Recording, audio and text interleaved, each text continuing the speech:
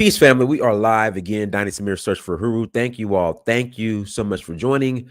Do me a favor, hit that like button again. Please hit that like button. Also, make sure you share and make sure you subscribe. I will greatly appreciate it. We won't be here.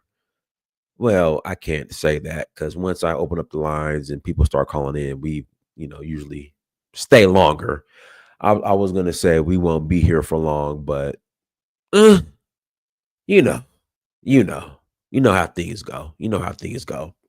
But hit that like button, make sure you share, and make sure you subscribe. I will greatly appreciate it. How's everyone doing this Saturday evening here in Atlanta? The weather is improving. I think we're finally in spring, y'all. Again, I think we are finally in spring. Thank God. I can't stand cold weather. Again, I cannot stand um cold weather. So hit the like button, make sure you share, make sure you subscribe. Got a couple of announcements. Announcement number one: Sierra Leone, Sierra Leone, um, taking a group, well, hosting a group in April. Citizenship is back on in Sierra Leone. Citizenship is back on in Sierra Leone. So if you're interested in joining and starting that process, the only major changes is that there are you have to take 2 trips now. So you have to take 2 trips now. It used to be just, Sierra Leone was the only country where you could come and leave with a passport in less than 2 weeks. Now you got to come twice. So you have to wait a year. So if you come in April, you won't get your passport to the following April. You come in December, you won't get your passport to the following December. So every April and December, they'll have the conferment ceremonies, except for this April. But the group who came with me this past November, they're getting their passports in December. So yeah, so that's how things are working out. So if you're interested in joining us, please visit donfo.africa. Again, please visit donfo.africa to learn more. Let's jump into today's topic. We've been following what's going on in the eastern part of the Congo. Everyone puts the blame on Kagame. And my argument has always been, where's the leadership of the Congo? What are they doing to actually protect their people? And I never can get a straight response. So the Congo has came out and they're offering resources for protection. Again, they're offering resources to the United States of America for protection. And I'm asking myself now, we claim that we do not want the West to get involved in African affairs. We always say, how about the West just leave Africa alone? We see what's going on in the Sahel with Burkina Faso, Mali, and Niger. They, for the most part, kick the West out. But what I noticed once Trump pulled U.S. aid, I'm starting to see a lot of Africans say, "Well, we need that aid." And I'm saying to myself, I thought aid was bad for Africa. I thought aid was weaponized against Africa. And the people who need the aid,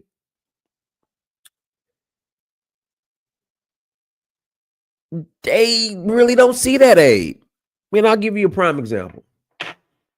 And shout out to the sister Maguette. I forgot her last name. Please forgive me. I need to look it up. But she brought up a great point. So we'll use Senegal, for example.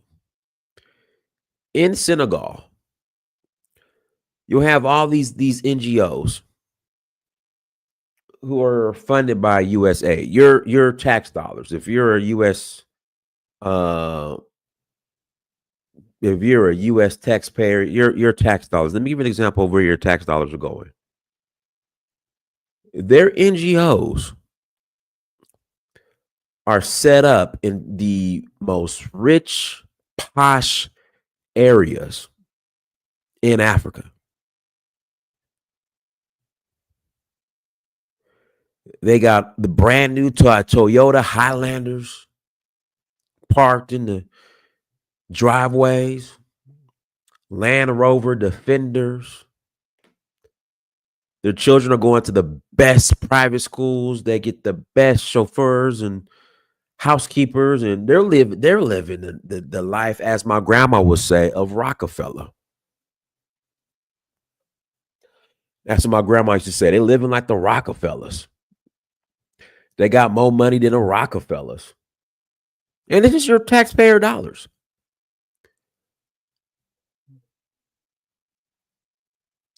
So I'm willing to bet. I'm not shaving. Listen, it's coming in. It's coming in. It's filling in. I'm not giving up on the beard yet, Audrey. I'm not giving up yet. I'm gonna wait till October. Then when October comes, we're gonna have to make some decisions. But I am trying to grow this beard. It's gonna come. All right, I got my juices and berries. It's getting better. So don't hate on a beard. Thank you. Thank you very much, Audrey. See, haters like you keep me going. I've been using a derma roller. I'm telling you, it's getting better. I've been using a derma roller. It's getting better. But anyways, but that's where that's where U.S. tax dollars are going. These folks and these NGOs, USA sponsored NGOs, they are living big in Africa. They are living big in Africa. They eating good in Africa. And they are set up in the most expensive areas, where the most posh. Imagine Beverly Hills. The Beverly Hills of these African countries and cities, that's where they are located. And they living good. Your tax dollars. Again, your tax dollars. But you got so many Africans in the West and Africans in Africa upset that the aid is being canceled. And I'm like, why should the U.S. taxpayer, why should their money or our money, why should we be on the hook or flipping the bill for social issues in Africa that these African countries should be responsible for? I want to know, does any taxpayer funds from these foreign countries, do they go towards improving or helping or working on the social issues that impact Americans here in America?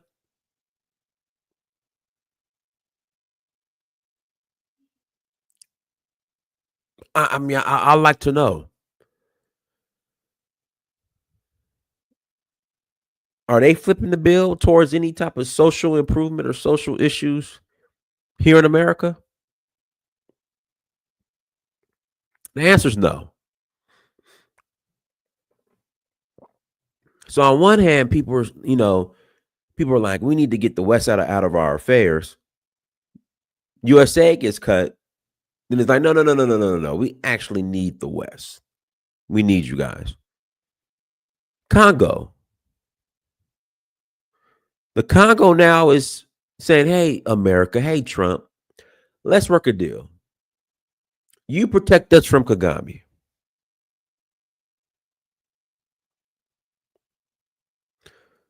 We'll cut you a deal on minerals.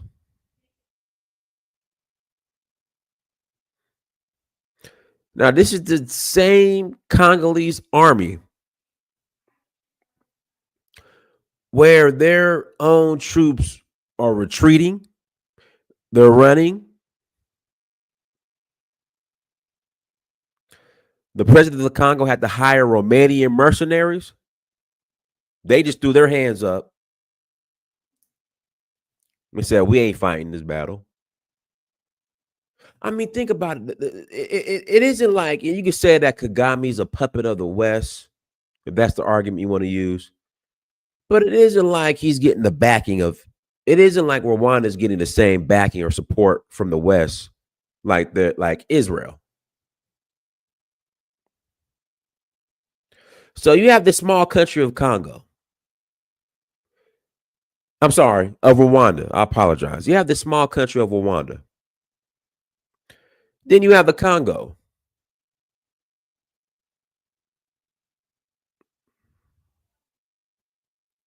which has millions of able-bodied individuals, able-bodied men who could serve in the military. But the Congo is still losing. Rwanda is advancing.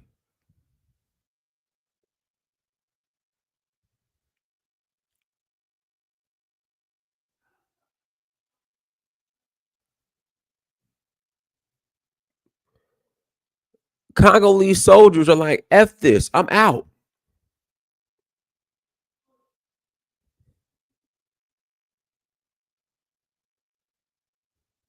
Really?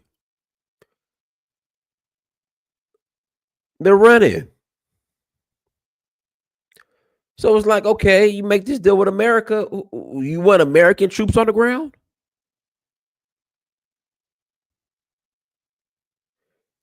If you're Congolese soldiers and military, if they're fleeing battle, I forgot what the correct term is when you flee battle, not retreat. But there's another, like you can retreat, but there's still another term. I know it's illegal, like when you do it in the U.S. Like if you abandon or flee against orders. I forgot the term. Somebody help me out. What's the term? Not AWOL. It's another term. It's a military term. I mean, it's illegal. Like you could get. No, it's not AWOL. It's not AWOL. It's not AWOL. Not this. No, no, no, no, no, no, no, no, no. Hold on. Let me. I gotta look this up.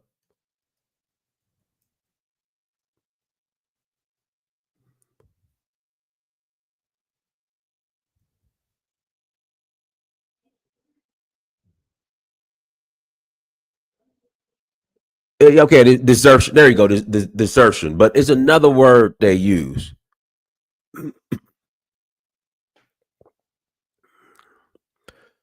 Desertion, fleeing the battlefield.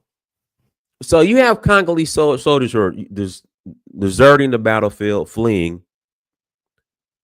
Like F this, and I can't blame them. I can't blame them because they're poorly paid. They're not taken care of. So it's like you want these soldiers to put their life on the line, and you're not taking care of them. But again, you could come up with this money, Congo, to pay the U.S. our resources, to pay Romanian um, mercenaries, but you can't pay your own soldiers. And trust me, the way Trump operates, if you want Trump to get involved, you might as well just give him the Congo.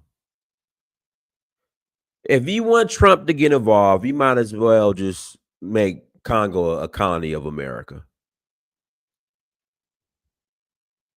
And that's the problem.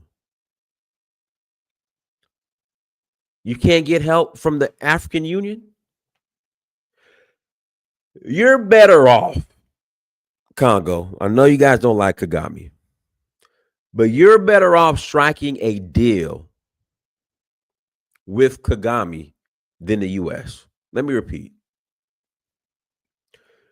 You're better off striking a deal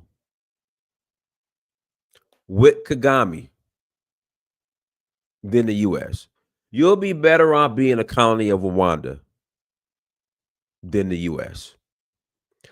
I'm going to put the link in the chat room. But why do we continue to run to the West to get involved in our affairs? I thought that was the problem. Guys, links in the chat room. Link is in the chat room. If you want to call in after the conversation, you're more than welcome to call in after the conversation. But again, you're better off running to Kagame than running to Trump.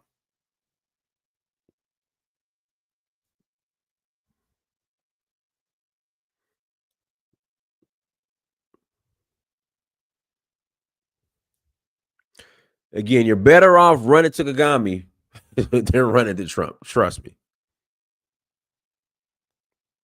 Because you'll become a colony of America. Mama D, go ahead. Yeah, Dennis. Yeah, go ahead. Yeah, so I'm not sure what the Congolese saying that the US should help them with the war. The situation is kind of different from what is going on in Ukraine. First of all, America will not put military boot on the ground. They will help you with the intelligence. They will help you with weapons. But to say America should help them out of the situation right now, I don't think America can help. And I remember during the war, we had some Ulimo fighters that went to Congo to help this guy, the former guy that was there. What's his name? The former rebel leader.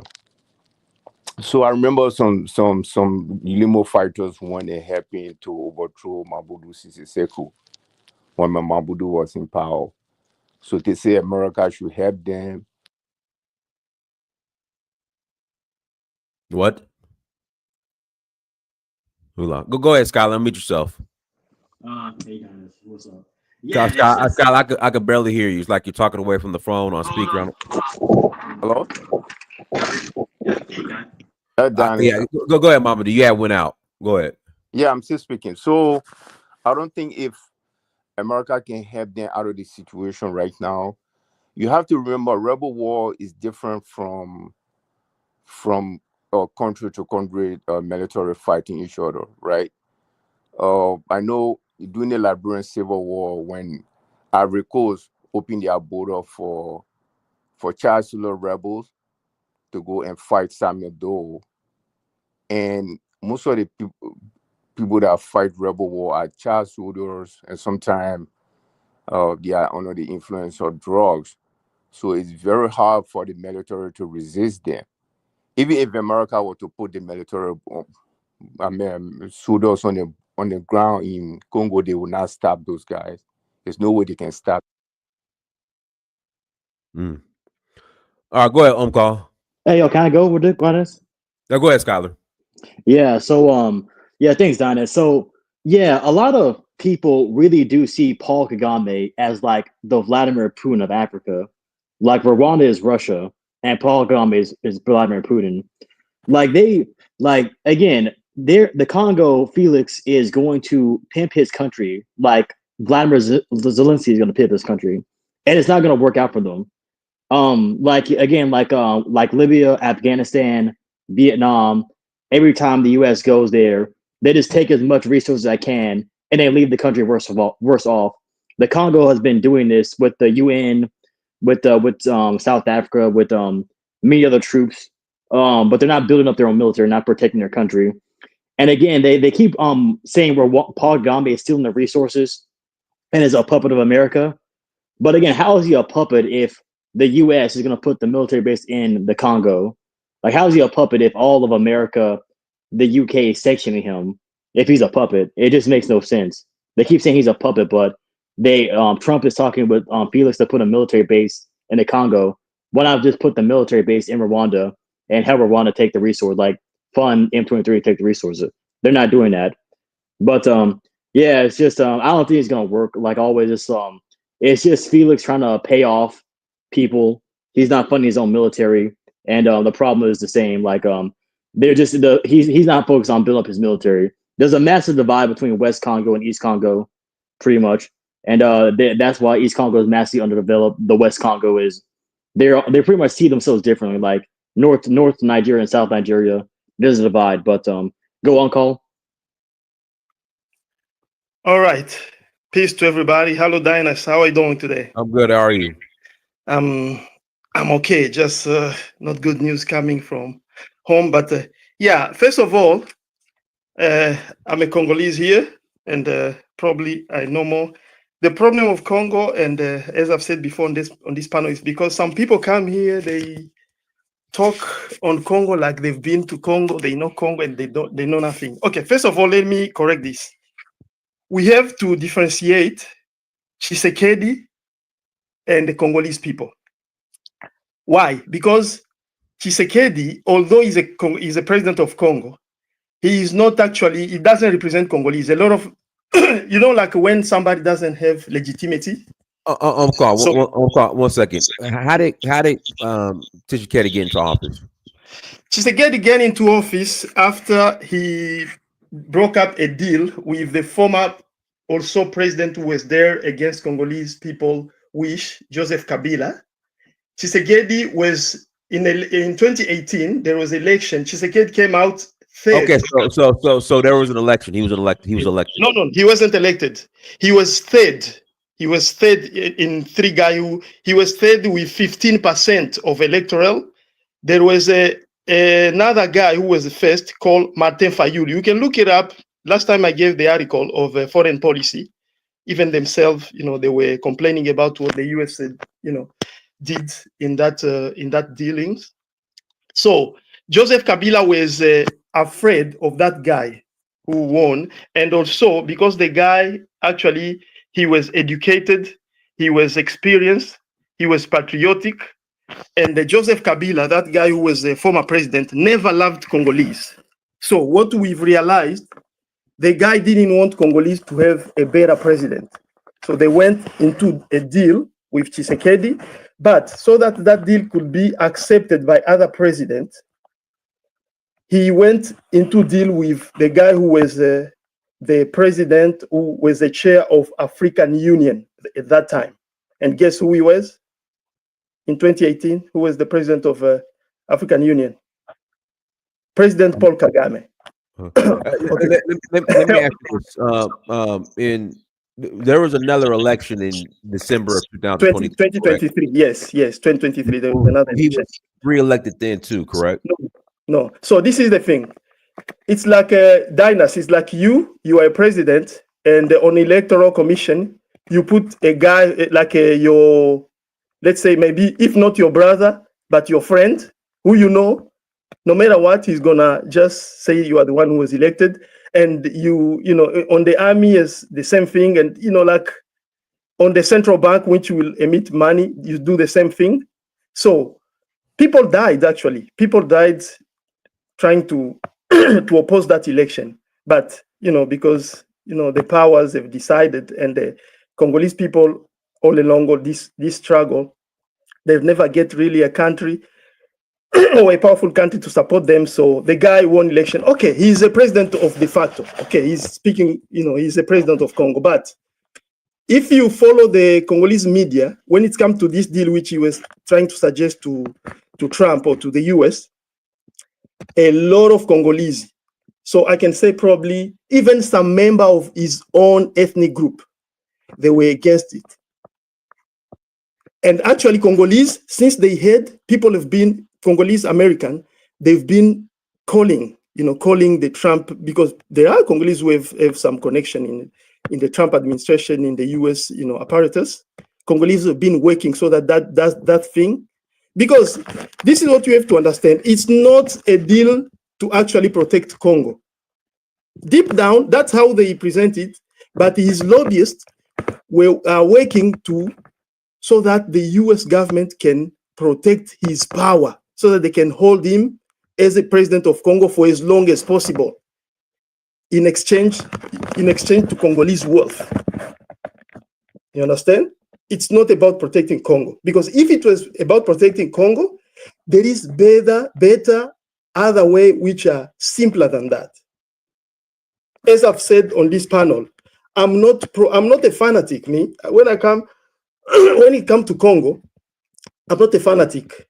And a lot of Congolese actually in the diaspora, we are not for this guy. We are fighting him, and that's why we are trying to hold him, because there is a process which we are supporting. It will end up taking this guy out of power because he's incompetent. He's incapable. Man, I don't know how to say. He's a useless. There are better people than this guy. Hey, Uncle, can I ask you a question real quick? Is that okay? Are you finished? You got something to say? I wanted to react on other thing which you were saying. Scholar, ask your question, because Carl, you can be long-winded. So go ahead and ask your question. No, go on, Uncle. If you want to ask, I said some stuff. You want to respond to what I said? Go ahead, Uncle. Give me 30 minutes. Scala said about I can't even remember because I'm a little bit that Congo. We are blaming Kagame and stuff. For me, the way how I saw it, even what Dinah said, of course, Tshisekedi suggested there was a deal which Tshisekedi gave to Kagame. But what you have to understand, and he even spoke about base in Congo than in Rwanda. You see, this is the thing when people speak with no information. Skylar, the last time, I would like to have your email. Do you see, like the other guy who gave me my email? I sent him a lot of article, a lot of stuff. And now he's changing his mind. Rwanda, this is how you have to understand the power of Rwanda, or how the power is being. Put my email chat. Yeah, put my email chat. I'll put in a chat real quick. But I put it in. The Rwandan military have been trained for all these years by American, British, and Israeli. Actually, there is I'm not saying that there is no an attachment of American soldier in Congo, but they are men. I don't know if I can call it a base, but since like the 2016, 2018, the American installed one of their mini base in Rwanda. There is an American base there. I mean, the Rwandan soldiers are trained. They were trained, and they're still being trained by American soldiers. So Kagame, after a lot of works of Congolese here in US, Kagame is backing in the State Department. So let me ask you a question. So you're saying the Congolese soldiers aren't trained by any type of foreign legion or entity? Okay. So there was a time when Congolese soldiers, they got a deal to be trained by Belgium. But since Tshisekedi came up, it was not renewed. And then I remember under Joseph Kabila, he got the Chinese. Also, they were training one battalion of Congolese army in the Katanga province.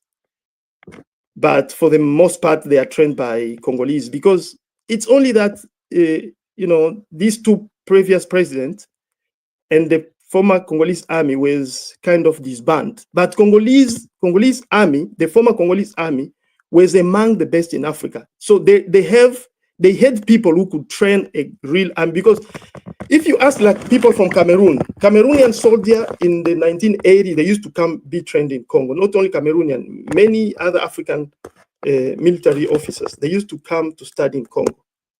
So it's not the matter of being trained by, it's only that these two previous presidents, they've destroyed a lot. They've destructured the structure which used to be there.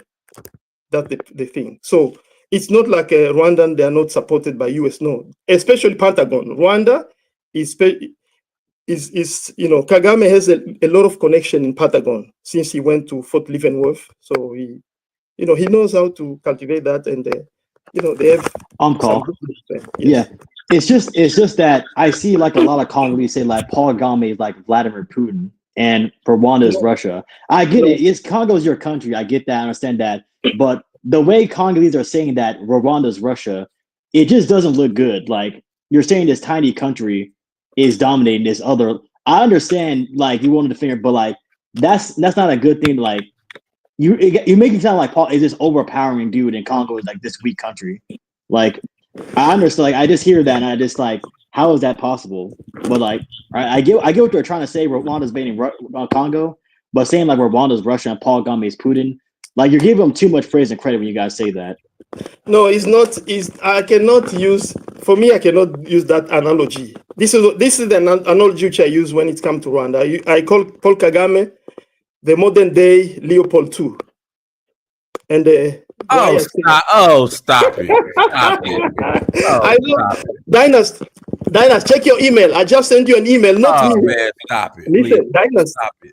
It's okay, Dynas. In your email, I sent you an article, not written by me, but written by a researcher on a black, on media and black, like the media which is for black people, for African people. Read that article, and I send you another link of video of one of the best Pan-African YouTube channel on the continent, the former African Stream, which I'll tell people is back under Ahmed Kabalo. Watch that video, and it's not me saying it; it's other African who they've done studies, they've done researches, they've done research, and they are coming to conclusion that Paul Kagame is a model. Why? Because look. King Leopold, that's laughable. King Leopold killed about 10 million of Congolese. And Kagame, by him accepting to be used as a proxy of the West, how many Congolese have died? In the 2010, the report said over 6 million. Now, the researchers are saying it's over 13 million Congolese have died. For what? Okay, for maybe whatever is getting the kickbacks, which is getting to build up Rwanda, to build a few kilometers of road, put up a little bit of building in Kigali, organizing a little bit of his country, and for who? For a few people, a few ones, because this is what a lot of people don't know about Rwanda as well. Let me pass the mic to Johnny. Go ahead, Johnny. Yeah, appreciate it, Adonis. So.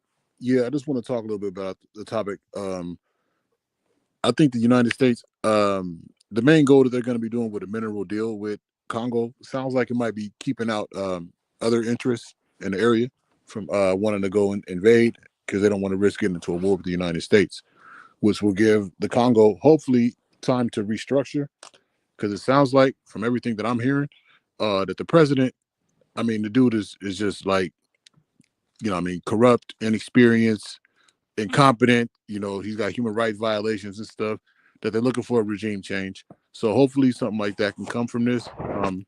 I know Umpqua can go after Kagame every time, but on this topic, I kind of didn't want to touch on that. But I did want to know, when is the next election supposed to be held in the Congo? Because I'm wondering if they can actually, with the influence from the United States, would they be able to have like a free and fair election? That's really my. They had election like last year or something. So for a while. December 2023. They just had I thought it was 2023, but I thought so he's going to be in there. I don't know how long the terms is, but it seems like it's going to be a while where they got to deal with this guy, even though he has So if I can help you on that, the US has politely rejected that proposition. What proposition? The one which Tshisekedi was trying to, to provide them access to many minerals so that they can protect him. Hey, Umpqua, can you stop like fighting your phone? Like, I don't know if you're wrestling your mic or what you're doing. Like, oh, it's because I'm holding that. Okay, maybe let me put it down. Yeah, well, just hold it still. Yeah, and I haven't eaten. I'm in my fasting. I'm in my fasting period. So I've done 2 days without eating, so that to benefit from autophagy. So yeah, with the Congolese involvement here in US, the US has politely rejected that deal. Why? Because that guy, as I've told you, whatever he was trying to do, it's like this mine have been sold to these people, but this other mine, you want to sell it to somebody else. What are you looking for? It's like you are looking for these two guys to fight, right? There is, for example, the issue of cobalt. if I can take that example, cobalt is found more in the southern eastern part of Congo, in Katanga. The biggest cobalt mine, it used to be, during the first invasion of Congo, 1996, with the help of Rwandan proxy, they signed deal with an American mineral, like mining company, and that cobalt was owned by Freeport-McMoran. But under some other dealing, when the former president who was there was trying to change the mining code so that Congo can earn a little bit of more money than what they were, the peanuts which they were paying, guess what? Who? Hunter Biden facilitated the selling of that mines to who you guess? I don't know if they knew or how they were doing, but it was Chinese. So the Chinese are the one who owns now that giant mine. And that itself produced probably, I may say, 50 to 60% of all cobalt which are produced in Congo. So it's now owned by Chinese. Now, this guy, the way how we understood the proposition which his lobbyists were giving to the government, to US government, is like he's about to sell them that same mine again, or the access to those minerals, which already Congo has an agreement with China for how many years? I think there is still probably 10 or 20 more years to go. You understand? So the guy, I don't know, we don't understand what he was trying to do. So maybe the access of coltan, but the US couldn't take, I don't think that they will take the coltan because already they have access to that coltan through Rwanda. I don't know if some people don't understand that. There is an American company, I forget its name, which is mining. Yeah, it's called Alpha Mine. It's mining in the Kivu, in our province, in North Kivu, wolframite, cassiterite, and the tungsten already. You said that's an American company? Yes, it's an American company, Alpha Mine. So when it comes to gold of Kivu, the huge place where there is a huge reserve, it's already being mined it was mined by a Canadian company, Barrow Corporation. So, of course, there is still many other mines, but man, it's because the guy doesn't have really legitimacy. So I don't believe that even the Trump administration could really accept this. So they've politely, rejected what he was trying to suggest them. Because Go ahead. So if it's come to security, there is a better way, because this guy, we are trying to to get him out of, because he's incapable. He's there, as I've said before, I don't just blame Kagame for everything. There are other things which we hold our Congolese leader accountable. He could have done better when it comes to administration. He could have done better when it comes even the army. Imagine, Congo has many military bases, like there is, even in Kivu, there is Rumangabo, there is Kitona in the west, there is great military base. But since let me ask you a question. Why are Congolese soldiers deserting their military position? Yes. Yeah. So this is the thing. And then after that, I'm gonna pass it to Contra Nova. Go ahead. It's okay. Yeah. So the Congolese soldiers are deserting because, first of all, their commander, those who are commanding them, especially on level of colonel and general, they are, the last time I said it, like, for example, the guy who is in charge of the operation in the Kivu is our brother of Rwandese origin. Oh, Lord. Oh, God. His name, you can look up his name, is Pacific Masunzu. And the guy who is in charge of, I'm not saying that that's the only thing, but it's a man. I think it's just laughable at this point. No, Donis, I don't think you understand. I mean, it's just the amount of finger pointing going towards Rwanda. It's just, hold on, Donis, I don't think you understand. What he said, Uncle, hold on. When he said Rwandese, he mean like he's a Rwandan speaker. He's not a Rwandan citizen. It's just there are people that speak the Rwandan language. But Skyler, like, so it doesn't. But you see how is he Congolese or not? So he's Congolese. Yeah, he's Congolese of Rwanda. Yeah, he's Congolese. He's Congolese. I'm not saying that he's not Congolese. I want to go I want to finish my explanation, so probably you'll understand. The problem, Dinas, is that you are trying to take that situation to the way how you understand US. But remember, it's not the same level of institution strength as in US. Like you can be a Cameroonian US officer, and you cannot betray easily the US. Congo is weak. Even the intelligence apparatus, because remember, in 1996, the true Congolese army, which was there, was destroyed. The way how they disbanded the military of probably, what can I say, Iraq, and put up another one. But when they put up this new army, as this conflict in Congo is not only of Rwandan making or Rwanda and Uganda, no. Rwanda and Uganda, they are subcontractors. They are masterminders. Masterminders are the outside power, Western powers, which I can name, but I don't want to go into that. So when they give in even the fund to build up this new Congolese army, they let it being infiltrated by a lot of Ugandan and Rwandan elements. You don't like me saying it, but I will say it. For example, I'll give you an example how they are deserting. For example, what happened in Bukavu. I'm here. I hear you. It's just the lack of, I guess. I mean, he's still Congolese. He's Congolese. It's still Congolese, and that's I'll take that. It's still Congolese. Do you see, for example, how they took Bukavu? There was no fight. It's because those officials, they were. Do you see, for example, but now in Uvira, in the town of Uvira, it has been 2 weeks now. They can't take it. And do you know who are defending Uvira? It's the civilians. It's a Congolese civilian, like me, the youth. So where's the Congolese army? That's the issue now. Now the Congolese army had even deserted even Uvira. But when they saw the civilian...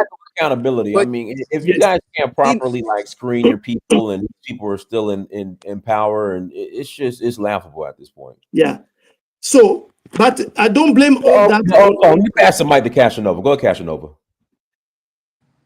Peace, Diners. Peace to everybody on the panel. Peace. I'm called with his typical Kagame the Boogie. Hey, I'm impressed though. He ain't said Kagame name that much, so I give him. No, gosh, you missed it. He said Kagame is Leopold. Ah, shit. Yeah, I missed it. Yeah, I missed that part. Man, I just don't understand. Here's the thing. Kagame is a black man. Like, let's step back and look at the bigger picture. Let's compare him to Felix. Look at Kagame's kids. All of them. They went to top military schools around the world. One in America, one in the UK, one in China. They pretty much got knowledge from all the greatest militaries in the world and brought it back to Rwanda. Now they got y'all over there running in the Congo. They out there putting belt to ass. Let's look at them. They're model citizens. They everything what we would want from African people. You don't hear no scandals in their name. They're not flamboyant with anything. They don't have flashy cars and stuff like that. But what about Felix's kids? What do you know about his kids? What do they do? What have they done? How are they preparing themselves to hold power? Because Felix is gonna pass down power to his kids. That seems to be the way of Africans. So it's like y'all. Hey, yo, Casanova, you're right about that. Felix's daughter, I think he put him in office or something. I don't know if you're there, Casanova, but Felix's daughter put his daughter in some position or something. But yeah, Ian Kagame, he went to school in the military school in America. He came back here. He's in the army. He's in the Rwandan army. He went to West Point. Yeah. But he graduated West Point. Yeah, and I heard about Felix's daughter, him putting her in a position of power, and I heard she's completely incompetent and she's just not fit for that position. But that's what they do. So I hear all of this about Kagame, and I look at his life and what he's doing, and I can do nothing but applaud him. He looks like a modern day Shaka Zulu to me. Could I ask this real quick? Is there any way that Kagame can look into like diplomatic terms to try to annex land from Congo, like instead of trying to like do it through conquest? Can I answer that and both too? No, I would prefer like to hear from them, but I mean, do what you want to do. I So, just think the Congolese leadership is just too incompetent to deal with at this point. so first of all, there's no authentic Congolese because, and it's a good question because it will take back to history. This is historical fight. In the past, in like the 18th century, one of do you know that Kagame is in Rwandan royal family by his mom. He is of lineage of the Rwandan family. So the war which Kagame is waging on Congo is an historical war. It's a war which you can trace back to his ancestors. The Tutsi monarchy. The Rwandan monarchy. They tried in the 18th century, and they were beaten back. They were beaten and they lost. So even now, if it's up to the Congolese ethnic group which are on the east side of, on the border with Rwanda, like the Bahunde in the North Kivu, the Banyanga, the Bakumu, the Bashi in South Kivu, the Bavira and Bafuliru, Kagame, they will never accept to, like Kagame, even diplomatically, even by force. He can, they can control it for one, maybe if it's most for 1 year, 2 years, but Congolese will take it back. You understand? So, and to say like the question, Kashta, what he raised up about Kagame being good, being although he's stealing, but he's building a few roads and stuff, sending. Do you know what it takes like for Kagame children to be accepted in at West Point? It's not. They don't. I don't think that they accept anybody. So it's because of those connections which Kagame has with with the U.S. the Pentagon. That's why, and that's one of the indications that he is their guy. But of course, when it comes to Felix Tshisekedi's sons, he nominated his daughter. Uncle, you got to stop fighting your mic, man. Like, stop fighting your mic. Okay, he nominated his daughter to be his private secretary. We don't know yet. Yeah, we are against that move. We are against because it's nepotism, and this is what you have to know about Congolese history. Of course, Congolese people, we have been fought down by all the power since they killed our leader, Patrice Lumumba. They imposed Mobutu. What Kagame is doing is nepotism too. We don't have an issue with nepotism. You just have to be fit for that role. Yeah, it's okay, but listen a little bit. In Congo, it's not gonna work because Mobutu also tried it. He tried it. We fought him. Congolese people fought him until when he was about to leave power. Then his handler, the people, the US, UK, NATO, Australia, Canada, and Israel, they sponsored the war in 1996 using Rwanda, Uganda, and Burundi and some other African to stop the Congolese taking power by, peacefully. So, I mean, Tshisekedi can try it, but he's not going to succeed. We're going to take him out. Hey, Uncle, can't Felix send his kids to like some military school in Belgium? Like, he's a Belgian citizen, right? So why can't, and his dad was very rich. Like, his dad was very prominent in Belgium. So why can't you just send his school to Belgium? Yeah, so it's not only even a matter of, you do see Tshisekedi have been in power for 6 years, right? If we give him doubt of if we can be fair with him, the first 2 years, he was not really free to do what he could have done. So in this part 4 years, that's where I hold him hard, accountable. Because in these 4 years, it doesn't mean that Congolese don't have the human resources who can help rebuild about the army, start, finding out who are the infiltrator, who are giving out the secret of the army and stuff, and putting them aside. He could have done that. There are guys who used to be in Congolese army, and they went abroad. They studied in Belgian academy and some other academies. There is even Congolese who they are in officers level in different arms, be it in US, even in Russia, who they are willing to be to organize themselves and go back and help the country. But it takes a leader. It takes a leader to do something like that. You understand? So it's not Tshisekedi. It's not that guy. It's Can I Okay, ask Kagame. a question? a Can I ask thousand a Prince. question? Hold on, go ahead, Jay. 100,000% Prince. I can't. Go ahead, Jay. Yeah, the Principe. But my question I asked in the chat was that where's the proof of such a deal? You guys said there's some kind of protection deal. Where's this protection deal? I know there's no article or anything. So I Besides found random an videos on article. YouTube. It's I been found an plenty of article. articles. Yeah, I can send you the article. Is that what you're gonna This do, is the guys? article. You can check in New York Times, even in the Bloomberg. I think they publicize it. So there is a deal. A defense deal or a mining deals? It's a mining deal in The return for mineral deal. protection. Mineral deal in exchange, but yeah. I see a Mineral, bunch of mineral deals. I don't see nothing about protection. Protection is like you Well, that's protect part of the me. deal. That's how they do it. No, but right now they're making backdoor deals with random countries that's robbing from Congo. So why wouldn't you just deal with them directly? How's that protection? You said that That's what the who's making Congo always random does. deals?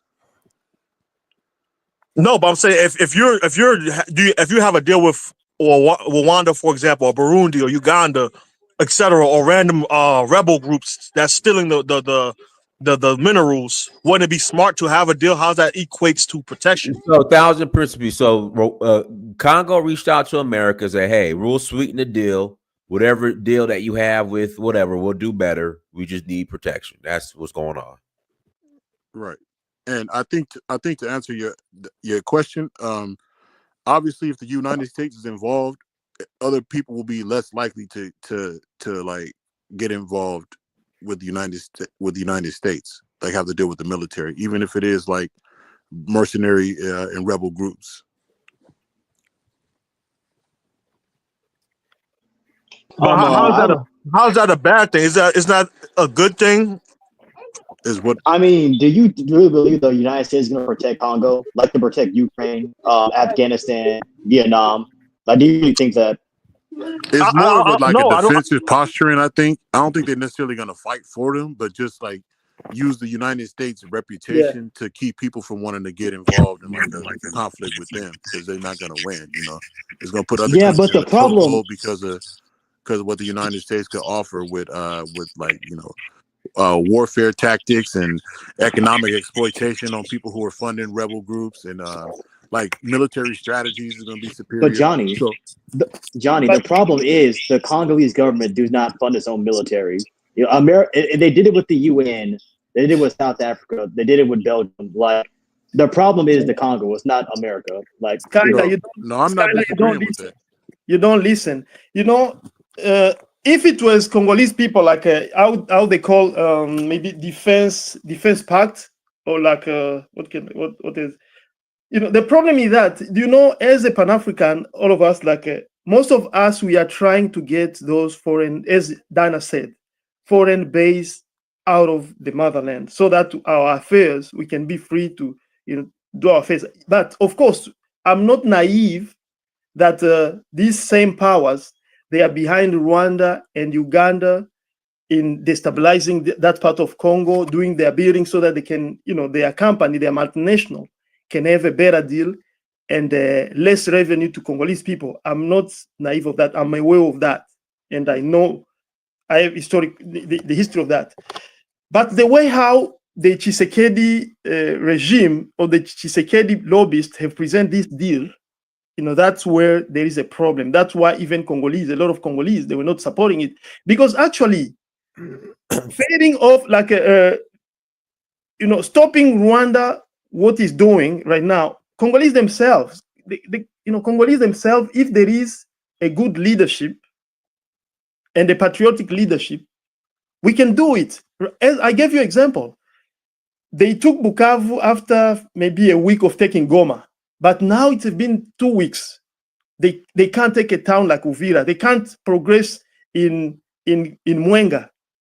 You see, even in the north, they are having problem. That's where there's no, true Wazalendo. But everywhere where there are those Wazalendo who are civilian, they don't take order from the officer of the army who are corrupted. Like, let me give, like yesterday, for example, like yesterday, the officer, the guy who's in charge of the 3rd region of the army, he nominated a colonel to go be the officer conducting the operation in Uvira.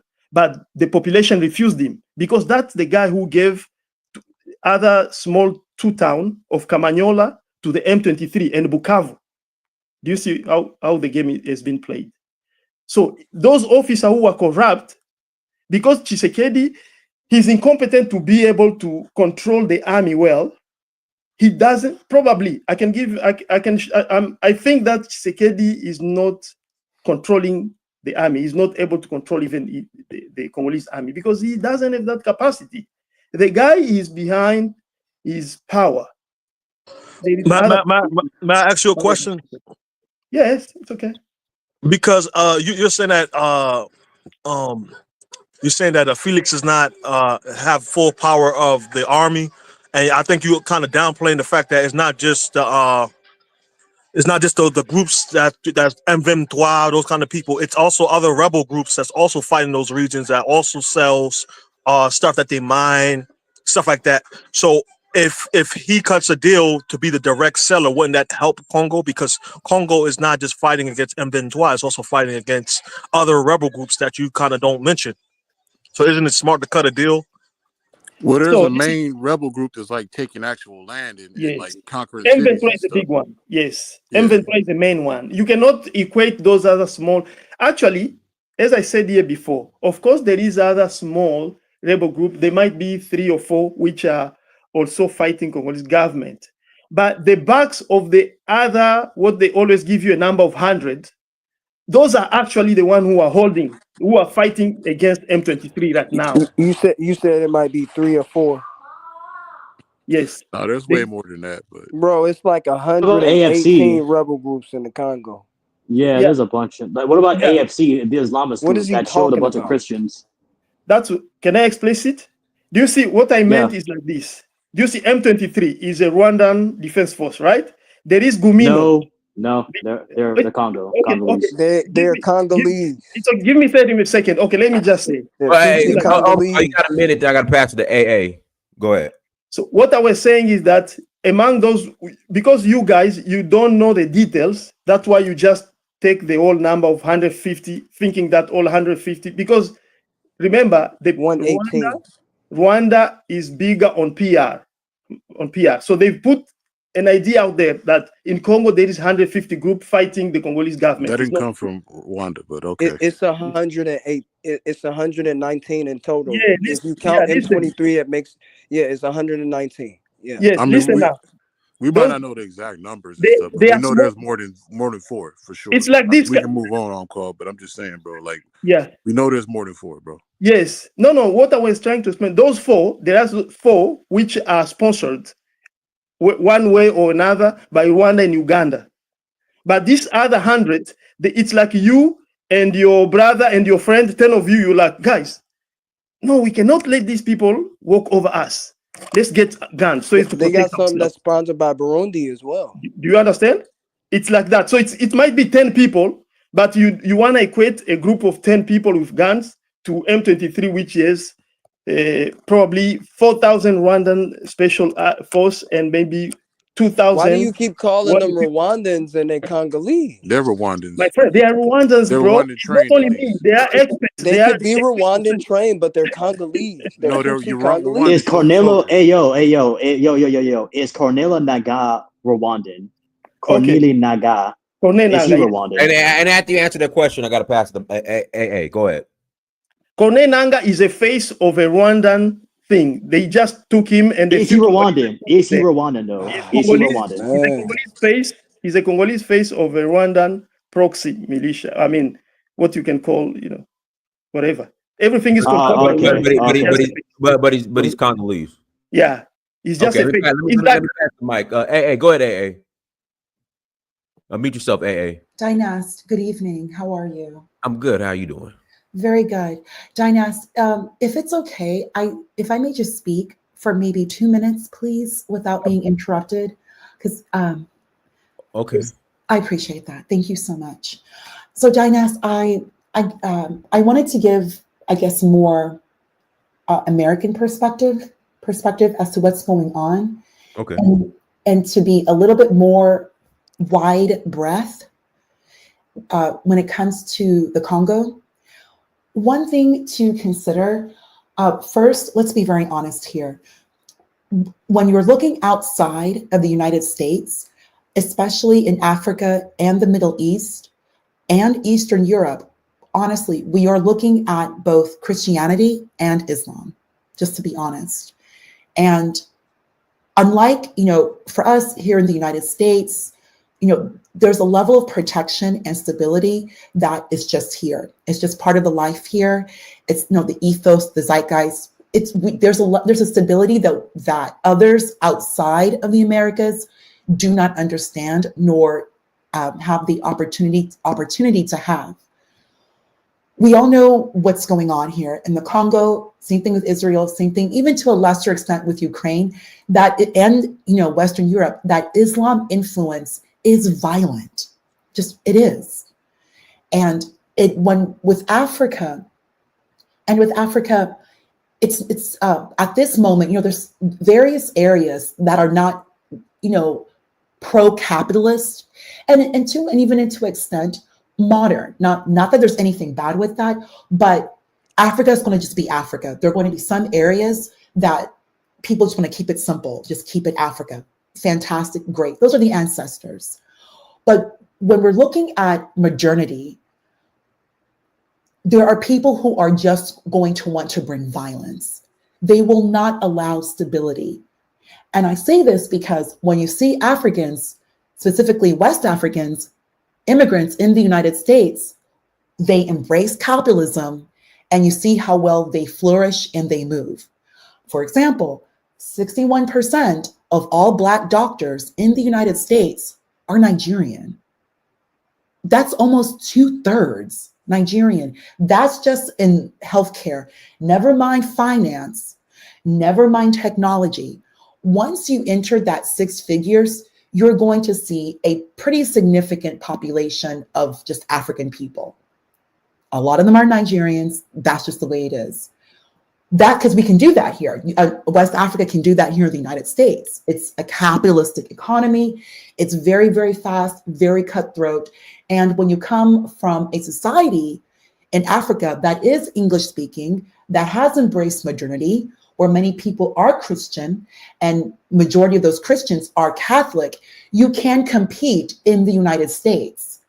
However, when you go, quote unquote, back home, it's a different story, because the government, the economy, and yes, the military, the people, to an extent, there's going to just be high levels of instability. And of course, the violence, which is the number one contributor of the instability. So now, speaking to Congo, this is a great deal. It's something that should be considered, because Africa, number one, as we all know, is so massively large and very, very, very diverse. Africa still is very ancestral. There is so much with tribes who want to, like I said, keep Africa, Africa. But when it comes to defense, this modernized military warfare, that is not Africa. It's not. So you cannot have that stability to move forward in your economy if you do not have defense. When it comes to government, Dinas, like we've learned in school, government, first and foremost, has 3 functions for its people. Like when you read John Locke, we've all read John Locke, mainly, Second Treatise of Government. It's mentioned government is supposed to be the enforcer of contract. Government is supposed to provide currency, and government provides defense. That is the number one when we're looking at the properties of government and why a democracy, or like the individual, relinquishes some of their rights to government. Government is going to provide these essential services and functions, period. It's very difficult to have defense when you are an African country and you're also dealing with high levels of organized violence that is coming from one particular religion. This is just how it is.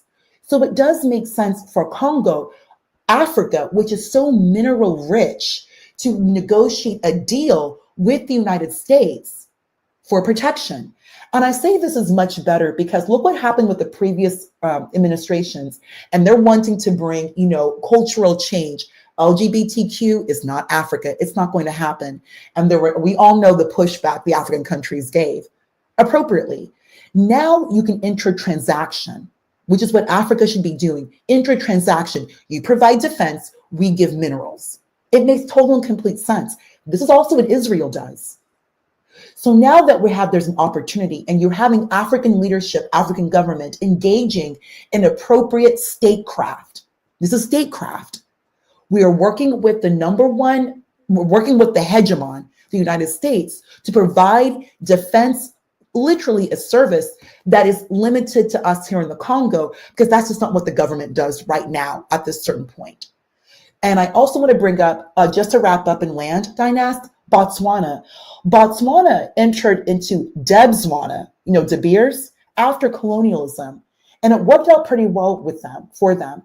So I think that is something that could be a consideration for other African countries. Also, Dynast, look what happened with Sudan. We all know what happened with Sudan, and now there's South Sudan. Look what happened. Hamas, whoever these groups are, they come into Sudan, they bring their violence. George W. Bush did quite a bit to help and support these people. It was these Christian missionaries that was telling Bush during his administration the level of violence that was going on.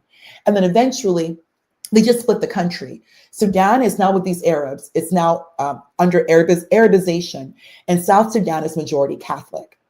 So when we're looking at Black Africa is Christian, majority Christian. And Christians are not just going to fight with this level of violence. That's just not Christianity, and definitely not Catholicism. So how would Black Africa work? You engage in appropriate statecraft. You engage in transaction. And this is, just to go ahead and land and to conclude, this is something that should be considered. Someone just mentioned that Congo is like 85% of the world's cobalt. I think cobalt is a necessary property in cell phones. So it would make sense for the United States to provide defense and then have United States industry come in now post-colonial and negotiate and work with these countries. This will provide the stability that is needed so that the people of Congo can continue to grow and flourish, and move forward. I yield. Thank you, Dynast. Thank you, everyone, for giving me this time to speak. Thank you, everybody. Hey, yo, Dynast, there was Elvis in the chat. I think you want to bring up Elvis Morris. Yeah, we got 18 more minutes. Go ahead, Elvis. All right. Thank you, Dynast. Look, I just wanted to agree with some of the things that she said. I was reading the chat, and a lot of people were kind of disagreeing with her when it came to the religious aspect. Look, the Central African Republic, CAR, as it's called, has a religious war that's been going on for the last 5 years. It's a hold on. But we're talking about the Congo, Elvis, not listen Central, to what I'm saying. Listen to what I'm saying, right? There was a killing that happened in the Congo that many people thought, was the government killing a bunch of Christians in the eastern region, and many people try to blame the Congolese government for killing those people. And I'm trying to say that war spilled over into the Congo. It's a Christian, a Muslim war that's going on. These terrorists, Muslim came into the Central African Republic and tried to take over villages, and the citizens, they banded together. The Christians, they banded together, they armed themselves, and they started killing them. And it became a religious war, and it's been going on for the last 5 or so years. So it's not something that's not happening on the continent. So I wanted to respond to the people in the comments because that point is true. Now, on the other data statistic that she stated with the Black doctors or nurses, that could be debated. I think when it comes to religious, especially in Black Africa, religion is split pretty much down the middle. It's like almost 50-50 in terms of Muslim and Christian population. Is really tight. The Muslim has been making, Islam has been making inroads in Africa, especially in West Africa. So it's tight. But there is going to be religious conflict because I think, what Islam imposes on African people is even more draconian than Christianity. So I think when it comes down to the religious aspect, we got to put that into consideration. So most Africans can't get along because Islam want to dominate African people. They want to marry 4 wives. They want to marry 8 years old little girls. Can I say something? So I think that's a valid point that she made, and a lot of people are going against her on that point in the chat when I was in there. But overall, when it comes to the Congo, look, we know what's going on. A blind man in a dark room can see that certainly there's Western influence that's going on in the Congo over the minerals. We know how the game is played. So when I see people who are quote unquote red pill guys or on the right trying to say, well, yeah, Kagame should be taking the resources. Yeah. They want to go everything that's anti, Congo, which I think is stupid from the very beginning in the first place. Congo is a massive country. And one of the things that's lacking in that country is infrastructure. The government can't get to the Western region, quite easily because of the roads and the terrains. Africa is not like many other, continents. The rocky areas, the mountainous regions. It's hard to build roads and infrastructure in that region. So it makes it easy for rebel groups, and militias to control, vast swath of land in certain regions in Africa. So please, spare us. What the lady said was mostly right. I think on a statistic with jobs in the U.S. and Nigerians, I like Nigerians, but I think she might be off on that point. Hi, Elvis. I put some citations in the chat for you. Okay, and I don't think on the religious front we are. I'm a Christian myself, but I think on the religious front we're almost evenly divided in terms of religion in Africa, Islam and Christianity. But I'll pass the mic. I just want to make those points. Can I add on what Elvis said?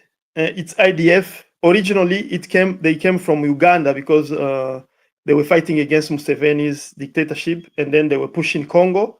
But yes, they contaminated also Central Africa, sometimes in Sudan. Yes, it's ADF, which is been killing people, which is linked to ISIS.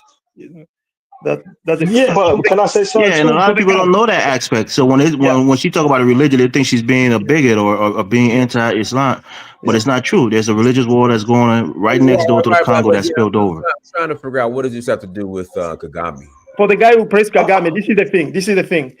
If you praise Kagame in what he's doing in Congo, so why should we be against, or why should we hold accountable the Belgian with King Leopold? Because also they can say King Leopold built the Belgium with the man which he got from Congo, from killing Congolese. The same thing, people who are Kagame apologists, they are saying Kagame is using that money to build infrastructure, although it's just 1,000 kilometers of paved road and a few buildings. Isn't that the same thing with Leopold II? Who killed but he's not though. Yeah, but isn't it Rwanda killing? Honest, I say that because people are saying that the Congolese government are anti-Christians. They're killing Christians in Kivu, and it's not true. I'm telling you that's the reason that is going on is because of the religious war that spilled over from the Central African Republic. That's my point. Yeah, AFD. Can I say something? That killed those people. Yeah, can I say something? I'm sorry, go ahead. I'm gonna pass the bang, and we'll close out. Yeah, there's overlap between parts of Congo and the Sahel region, which is like parts of Chad, which connects to Central Africa. The majority of DRC is majority Christian, so I don't really get the logic. My main question I wanted to ask the panel in general, because the majority of DRC is Christian, so I don't really get her logic. But do you think that such a deal for mining deal with America hurts a peace deal between Rwanda and DRC? Do you think so?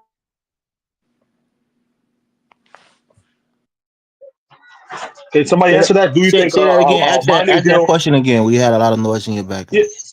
Oh, do you think a mining deal between America and DRC hurts a peace deal between Rwanda and DRC? It depends what the mining deal is. It depends. Like, is it a mining deal or military? Can I answer? Yeah. So it could, if it's Congo and America, it could be a good thing. It can help to for the American to stop their dog, which is Paul Kagame, if it's really done in the interest of the people. But the way how the Tshisekedi, we know the way how they're presenting it is not for the people. Of course, it's for them to give something to USA so that the USA can put on a leash their dog, Paul Kagame and Museveni, and leave Tshisekedi continue with his probably he's trying to build also a totalitarian regime like the one Paul Kagame has built in Rwanda. So it could be like a knife of two sides. Look, Prince of P, right? It's not, you got to understand the root cause of the conflict in the Congo. It's not just the minerals, right? Paul Kagame see the rebel in the Congo as a national security threat to him. So in his mind, part of it is that, and the other part is about the minerals as well. He's exploiting the situation to gain, money and wealth, for himself and his country. But I think the biggest problem is he's afraid that those Hutus and even Tutsis who are against him are going to governize and go, and try to overthrow his government. So it's a security issue. I think it has to be a peace agreement. There has to be some, militarization of that area to get those people out of there to make Kagame more comfortable that he won't be invaded from his western region, the eastern region of Congo. So I think that's the deeper issue. It's not just having a mineral deal that's going to squash everything. It's not just about the mineral. It's about security No, but fears that Elvis, Kagame has.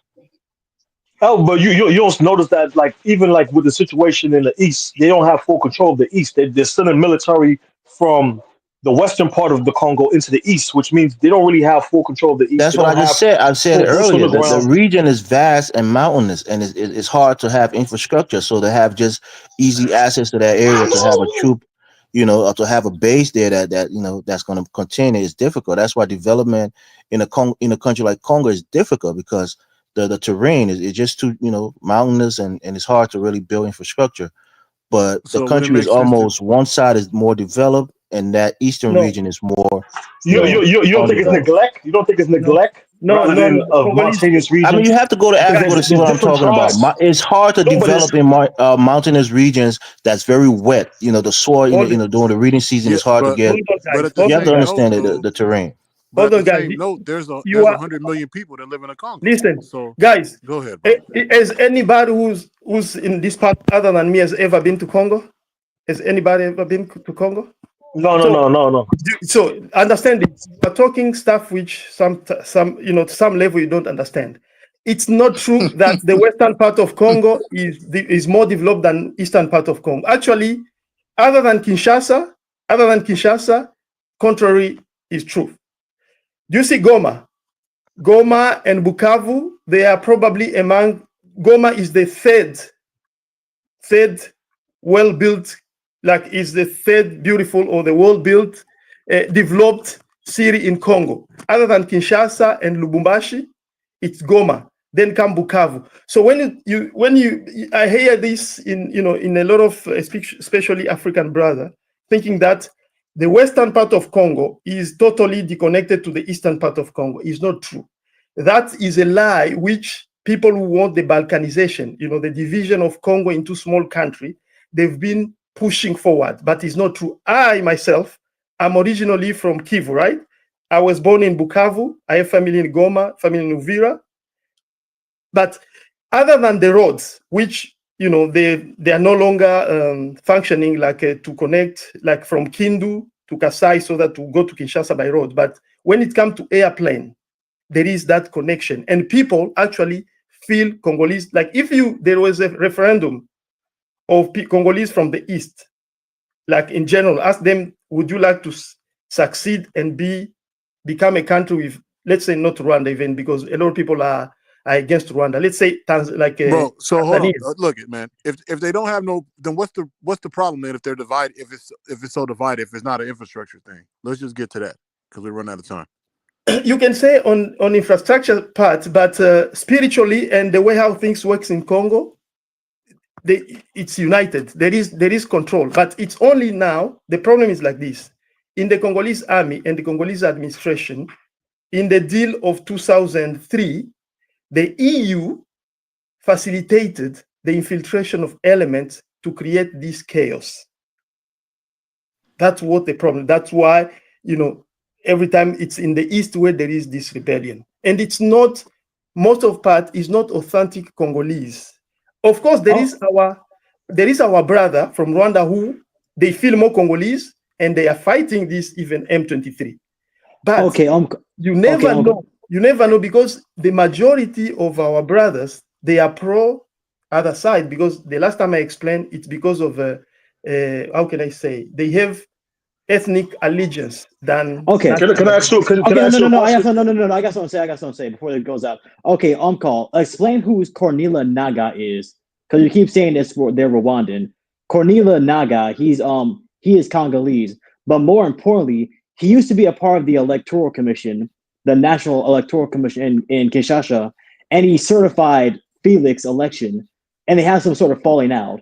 Can you explain that fallout and explain who is Cornelia Nangaa is, and also who is Willie Ngoma? Willie Ngoma, is he also Tutsi?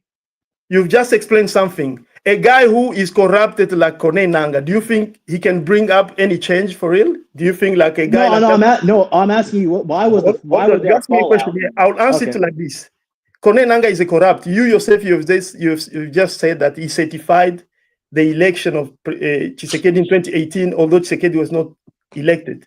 So it does show that that Cornelia Nangaa is a corrupt individual who is, of course, Congolese, but they took him. Remember that even in 1996, it was a Western fomented invasion with Rwanda and Uganda, Burundi proxy, and they went and took a Congolese, Laurent Desire. This, for us Congolese, this is déjà vu. It's déjà vu. It's something which it has been repeat, rinse, repeat, rinse. So we know the whole script. But for somebody who has started learning about Congo issue maybe in 2000 or maybe 2010, or for some even 2021, they don't know that these things have happened in Congo. Cornelia Nangaa and Bisimwa, Cornelia Nangaa is a Congolese authentic tribe from Ituri. Bisimwa is authentic Congolese from Bashi in Bukavu.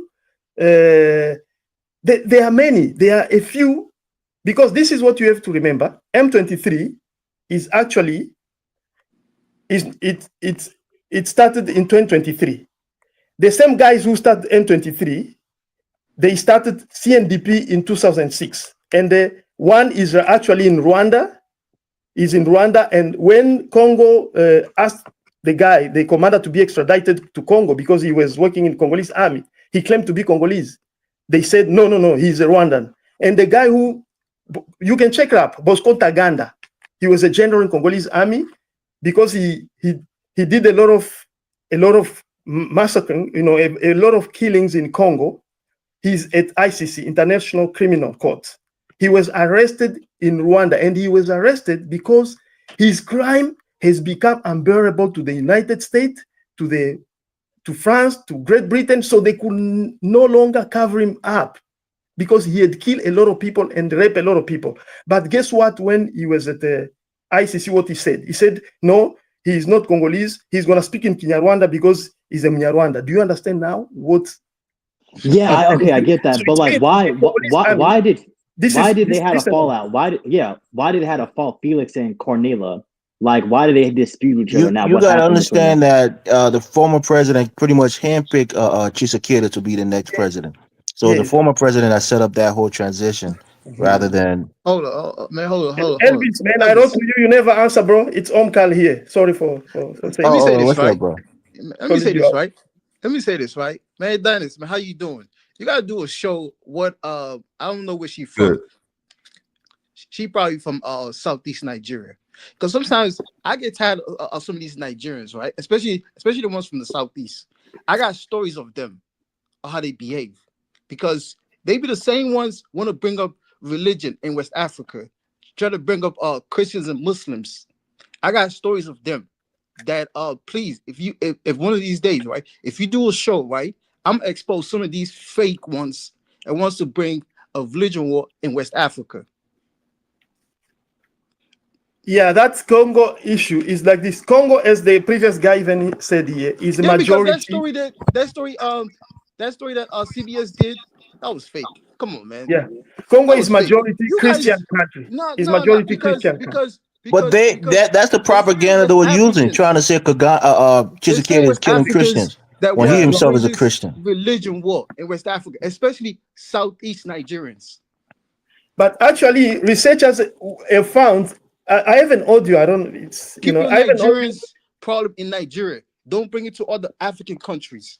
Yeah, it's a group which it's originally Ugandan. They used to fight, Museveni, but then at first they used to call themselves Lord Resistant Army, LRA. Yeah, that's that Joseph Kony group. Yes, Joseph Kony group, but. After years, they moved to this Islamist group and they pledge allegiance to ISIS. Right. And that's why I even said when somebody you said about Rwandan rebel being in Congo, or Rwandan people, Kagame is afraid that these Nah, Hutu it's all about brothers the can money go, at the end of the day, man. It's all about the money. they can go and overthrow him. That's not It's true, all about bro. the money, man. It's all It's about the money at the end of the day. that's another pretext they are using. And as I explained before, I gave you anybody who wanna know. You can, if you can't buy the book, I'll be more than happy to send you some article in praise of the blood, because the crime of what the government of Habyarimana have done in Rwanda, the Hutu, is known. But the crime of which our brothers FPR of Paul Kagame and our brother Tutsi did in Rwanda is cover up. You need to know about this, then you will understand And what no, happened. bro, I get that point, right? I get the point because I hate to say it, like, I'm a big fan of of the Congolese people. I love Congo. The point that I'm making is, some people make that point all the time that Kagame, he's trying to protect his country, he wants to protect the border, and they use that as the entire point to try to defend him. And I'm telling you that part of it could be that reason. I'm sure it is because, of course, there's a lot of Hutus that fled into the Congo and are still living there today. So part of the reason could be that he doesn't want him to come back and avenge, what happened during the war. But the bigger part could be because of the minerals and that he's benefiting from the destabilization of that region. So That's the two big things could be true at the same time. No, mineral and Hey land. yo, hold up. I have a quick Elvis, question. Elvis. May, Obviously, may it's I the ask a money. question? It's the money, No, let man. me Come ask on, I you. ask man. you. No, Why you let me trying ask to a quick twist it as question, if bro. it's not the money? Hey, call. You said you didn't like the Moshi guy, that guy that's from Katanga. You didn't like him, Moshi, in the last election. I looked Moise him. Katumbi. Yeah, I looked him up. He did a pretty good job in the Katanga region. Like he made more domestic production of crops. Like I know he's not Congolese, particularly like half Zambian, half Jewish. But why? So why do you did he did a good job at Katanga in your opinion? Like did he did a Yeah, good job because at Katanga region? Katanga has a lot of copper resources there, so he's a Do you wealthy see? No, region. no, I'm talking about the Moshi, the guy, the half Jew, half Zambian Yeah, guy. that's Moise. People That's tend to, Moise Katumbi. Yeah, this is the thing. That, like even the issue which a lot of you guys have on about the issue which you don't understand about Kagame. It's like some guy you can be doing the same thing, but this guy knows how to market what he's doing. It's like the brother, I sent him article. He was trying to tell me about some wonder which Kagame is doing in Rwanda. And I sent him article and I show him that there are presidents in Africa like John Pombe Magufuli who did more than that. Like the president of Botswana who did more than that. But people don't know about it because they are not about image. Remember, a criminal is the one who will be paying a lot of money so his image is always clean so that people may think he's the best. But these guys, because they are not criminal, they don't have anything to worry about their image. They don't pay a lot of money to do PR campaign all over the world. Rwanda, a lot of I'm people talking are about, bamboozled I'm talking about Rwanda. Mosey. It's about Mosey, yeah. Yeah, I'm talking about Moise Katanga. Katumbi. Like, Yes, yeah. Let me go to that guy. Do you see you are saying about production of crops? He's not the first one. He's not the only guy who has farms in Congo. There are other guys who has big farm and they are producing. But him, because he's got an objective which is not, for us Congolese, we don't consider him because we are not about fanaticism. We are about a person who will be competent to lead Congo well, the way how it can benefit to us Congolese and benefits other Africa. so But he's he's not that incompetent. guy. He's He's not that, incompetent. Like, that he's guy. incompetent.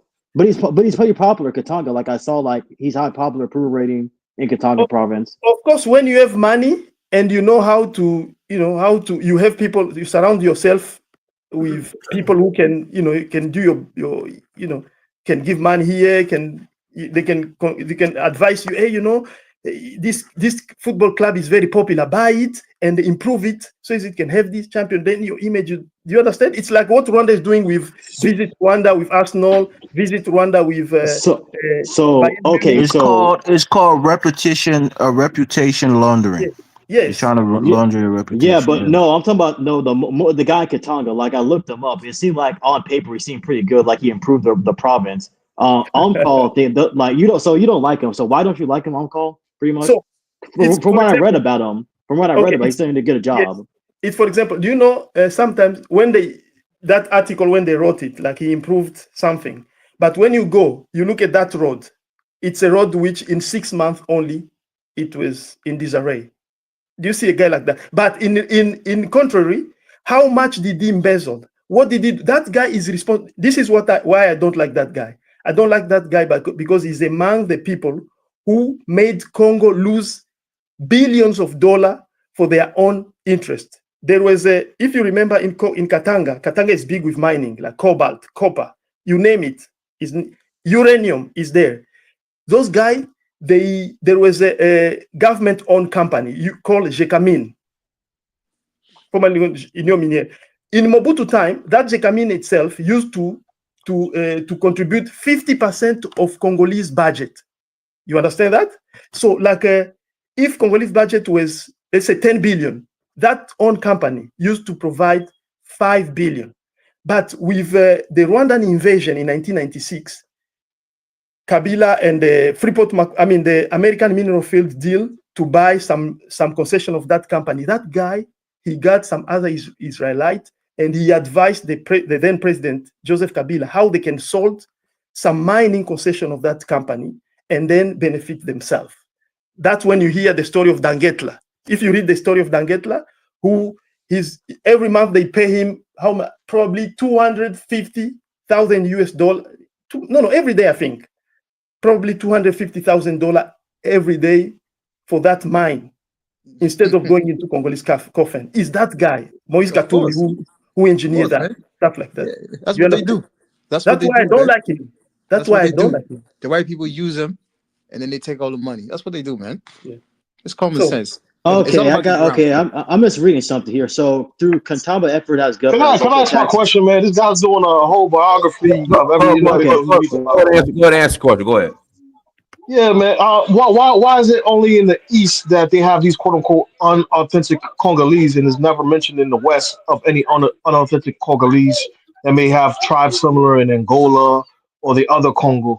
Why is it only in the East that you guys have this concept of an unauthentic Congolese? Why is that? Okay, it's like this. I think me as a Congolese here in US, how am I classified? Congolese American, right? True or yes, false? I'm listening. Yeah, true, yes, true. Congolese American. But here in America, a person like Dinas, they don't classify him as Congolese American. He's an American. He's from here.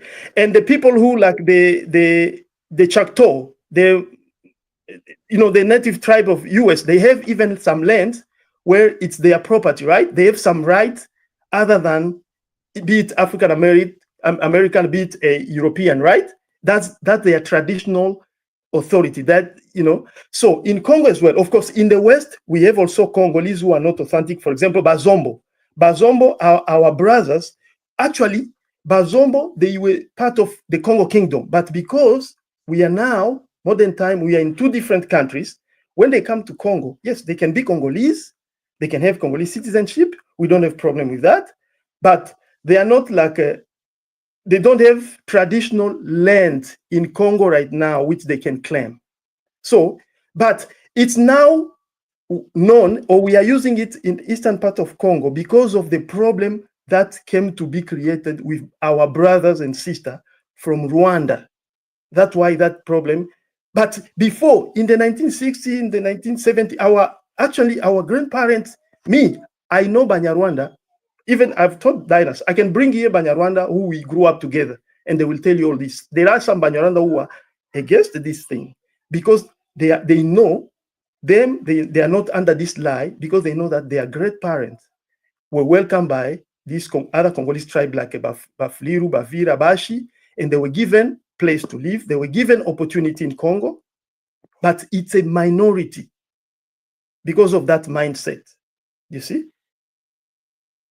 That's why because of this war, that's why that term it come to be used so often. Yeah, but so you're telling me that the concept of an authentic Congo dismisses previous kingdoms that once united in those regions as well? But I notice you guys only do that for only the eastern part, not the western part. There's areas that touches Angola, that touches. Go ahead. I'm sorry. It's not eastern part only. You hear it about eastern because our brother from the Rwanda, they are the one who took arms and kill Congolese in their millions. So because of that, that anger, that's why Congolese come up so often about that. But even in the West, it's not a problem. For example, I'll give you an example.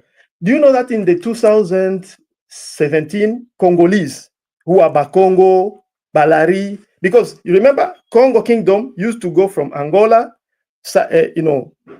Congo, part of Congo, and the Congo Brazzaville, even to Gabon.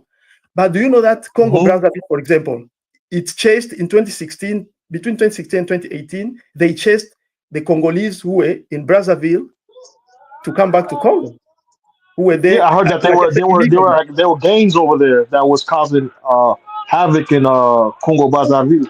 They were saying that there was criminals from DRC coming to Congo Brazzaville.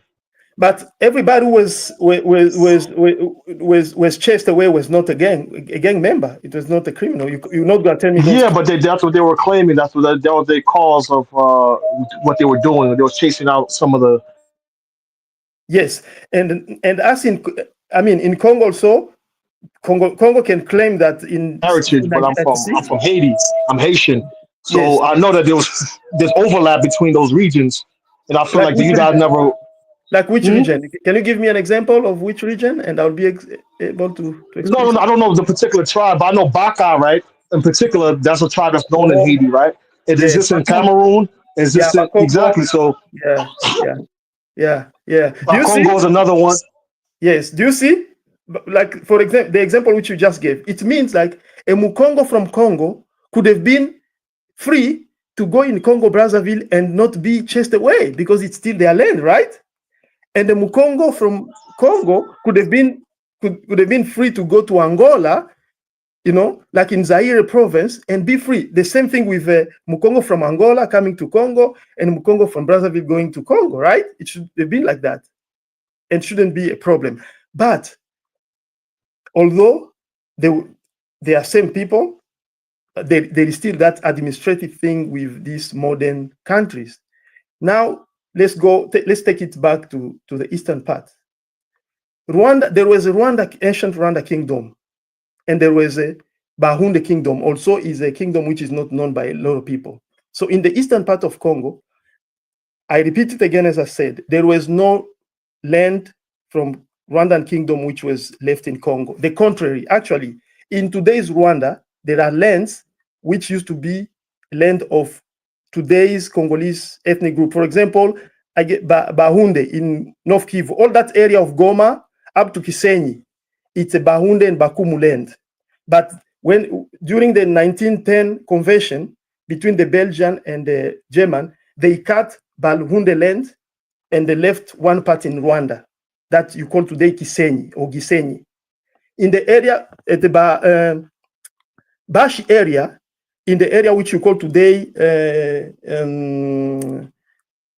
Changugu, if you check on the map, Changugu, that land used to be Bashi land. It used to be Bashi land, but after the 1920 convention so as to resolve the issue which was between the Belgian and the German, they consider Ruzizi River as a border, and they left Bashi land in Rwanda. They told all the Bashi to come into Congo. The same with Bahunde. That's the reality. You can read it. You can read it in Tutsi in Eastern Congo case study, or I can send articles. I can give many other books. It's written, But can I ask one last question? Yes. After this, but because Rwanda is big on public relation, information, they put out there falsifying like as if it's in Congo where there is Rwandan land, but actually it's not true. There are scholars. I will send to Dynast one scholarship which was done on that issue. All right, let me proud AA, go ahead, AA, then we're gonna close out. Go ahead, AA. Thank you, Dynast. Thank you. Dynast, I do want to just say something real quickly. I know there's been some pushback when it comes to Christianity, but one thing need to be clear, and I did provide a citation in the chat. When it comes to this particular religion, those who embrace this religion, they do well financially, Their statecraft, their governments are way more stable. And furthermore, those who are of direct African descent, African immigrants, when their children and them come to the United States, they excel. The number 2 immigrant group since the 1970s, Dynast, with the highest education aspiration, so at least a bachelor's degree, number 2 are Nigerians. Number 1 are the Indians. This is Okay. on top of everyone. When you embrace the religion, regardless Okay. how Nigeria. But you're Nigeria not is you're what? not you're not on Hold topic. on. Hold on. This Hold on. you Hold got on. Hold on. Hold you on. do Hold on. realize DRC I is know where she's majority taking it at. Christian. I know where she's taking it DRC is at. majority I know. Christian. I know exactly where she's taking it at. Trust me. Trust me. Trust me. If I may, I Dynast, know if I may, exactly where she's Dynast, taking it at. I know also exactly how she's when taking it at. Dynast, if you Let also me tell look you on something. Let me the tell you something. There's one thing Dynast, about if I me. may, I I know don't like to Nigerians, argue. And when you especially also East look on the Nigerians. continent, those who are the Especially most East stable Nigerians. I know economically, East those who Nigerians. have the highest education achievement are Christians. So you Second telling is me there's Islam. nobody? Oh, Third are those who But are still she's the she's majority dumb. of DRC is I'm Christian. The just I'm majority of sorry. saying, the DRC is reason I Christian. bring this up, Dynast, is that Congo is close to 50% Catholic. Oh Congo my is God, Exactly. The the majority Congo of has DRC been is Catholic Christian. for decades, The man. So majority of What dismiss Rwanda is this also has to do with Christian. it? Roman Catholic Stop it, Catholicism man. just Stop it. isn't going Congo to has be been full very for decades. feasible given that the What people religion and has the to do with it? culture has embraced Catholicism. Hey, can I What ask you a Saying religion question? has to here, Hey, do with it? that Congo has when been you're hey, full can looking I for, ask you a for at it question? decades, here in the for United centuries. States, Hey, looking at Congo, working with the United States government to just dismiss Catholicism and Rome, just Stop it. really wouldn't be Stop it culturally with that crap. fitting. That's Stop it all with I'm that can I ask crap. you a question? saying, Hey, especially since we have data, and of course, close to, 50 years of data, where those who are African, who are Christian, do very, very, very well in the United States. These are simply hey, facts. can I All ask you a question? Can I ask you a question? Wow. and on Okay. top of Okay. I that, mean, Okay. think about Okay. it though, right? the Senegal is a proper Muslim country. They're doing well. it's just like that. You know how it Are is. you So, are you saying other people It's not Can that's I in ask you a West question? Africa it's that's not Muslims entirely that true. come to I mean, America? there are Elvis, differences. hold You on, know, hold on. there are Because you Well, know I can successes tell American we Egypt, in Africans, Muslim-dominant countries in Senegal. Africa. It's may not I can always tell we the case. Southeast Nigerians. Southeast Nigerians come to Hmm. America and bring their problems in Nigeria in What America. problems? I know your problems. That, What Not can I ask problems? you a Nigerian question? problems. Ahmed, are you a No, Muslim, Ahmed? What Is it He's a a Fula. problems? He's Muslim Fula. thing He's or Fula. He's Christian a thing? Fula. The He's a name Fula. Fula Ahmed He's is a a women Fula. are Muslim name. It's an beautiful. Arabic My name. mother, He's Stop a on he's a acting my Fula mom's from ignorant. side, Sierra is Leone. He's a a Fula. Fulani woman, a Fulani These woman. Southeast I'm Nigerians, familiar. right? These There's a Southeast few who are Nigerians. Fulani. I know one girl, half Fulani, half Yoruba. She actually identifies as mixed. She's half Oh, Fulani, her okay, mother, okay, okay, and her okay. father's These Yoruba Southeast from Ghana. Nigerians, right? So I don't Certain of like. them, right? There's none of this tribal Nigeria, conflict, Dinah. Nigeria is over I've never 200 million experienced people. that. Nobody has ever Nigeria experienced has the that. most Nigerians are immigrants too in busy America. So of working, course the making numbers gonna money, bump up. working It's out, common making more sense. money, It is going to common class, sense. making more money, It is taking the common sense. MCAT, making more money, taking the It is LSAT, common making more sense. money. Don't bring Nigerians your Nigerian are in garbage a lot are in technology, in but other West African the countries. six-figure Stick Yes, income. salute to Nigerian Nigeria. Can problem I ask in you a question? Nigeria. So I'm Your not Can I sure ask Nigerian you a there's question? problems, this Hey, tribal stick it in conflict Nigeria. in the Your Hey, United hey, hey, Nigerian hey, hey, hey, problems, hey, stick it in Nigeria. let 1000% ask you a question. Go ahead, 1000%. Yes. because the majority of the Congo is Christians, so, and also Rwanda and other regions. So I don't really get your point about the Christians. Do you believe, since you're a pro-Christian and pro America and Nigeria as well, African unity, etc., you think the deal between America is going to bring both the Congo, who is Christian majority, and DRC, which is a Christian majority nation, to the table? May I answer his question uninterrupted, Dinas? Is that okay? Yeah, go ahead. Thank you. So to answer your question, I do believe so because, as was discussed, Trump is looking to bring. They're asking for defense. So you're now having a transaction, post-colonial transaction. Again, a good example, Botswana, where the United States provides defense and Congo will then, of course, provide minerals. When it comes to the actual refining of the minerals and extraction, Again, that's going to majority be European and United States industry, which I think is a good thing. Also, what has been discussed, with China, because I know there has been pushback with China, ensuring that at least a certain percentage of the workers come directly from the Congo. So it's not just foreigners coming in, taking and leaving. You have foreigners come in with investment, with industry, and they hire local workers. 30 to 40%. I've read that with China. Like there's a requirement that you must hire local workers. Like Dynas, you understand that. In the United States, they don't want foreign industry coming in. You have to hire American workers. And Trump is pretty strong on that. Same thing with the Congolese government. I yield. First of all Americans just doing, they're just getting rid of what's the other guy, that Paul guy. That's all he's doing. So now they're working directly with the Congolese government. That's all he's doing. And then once again, I say it again, and then I'm gonna get out this show. Your problem in Nigeria, stick it in Nigeria. Don't come to no other African countries in West Africa, try to spread whatever your problem in Nigeria. Stick it in Nigeria. What problem are you talking about? You know exactly what I'm talking about. I have no idea what you're about. talking about. I don't know. You know exactly what I'm talking about. Ahmed, the Islamization of Africa through violence is a real problem. We have to address it. You can't come here to try to kick for Africa. So, can I ask you a question, Elvis? Listen, Elvis, can I ask you a question, Elvis? Then why don't you talk about Sudan? Look what happened to Sudan, and now there's South Sudan. One second. There's one thing about me, right? Islam is violent.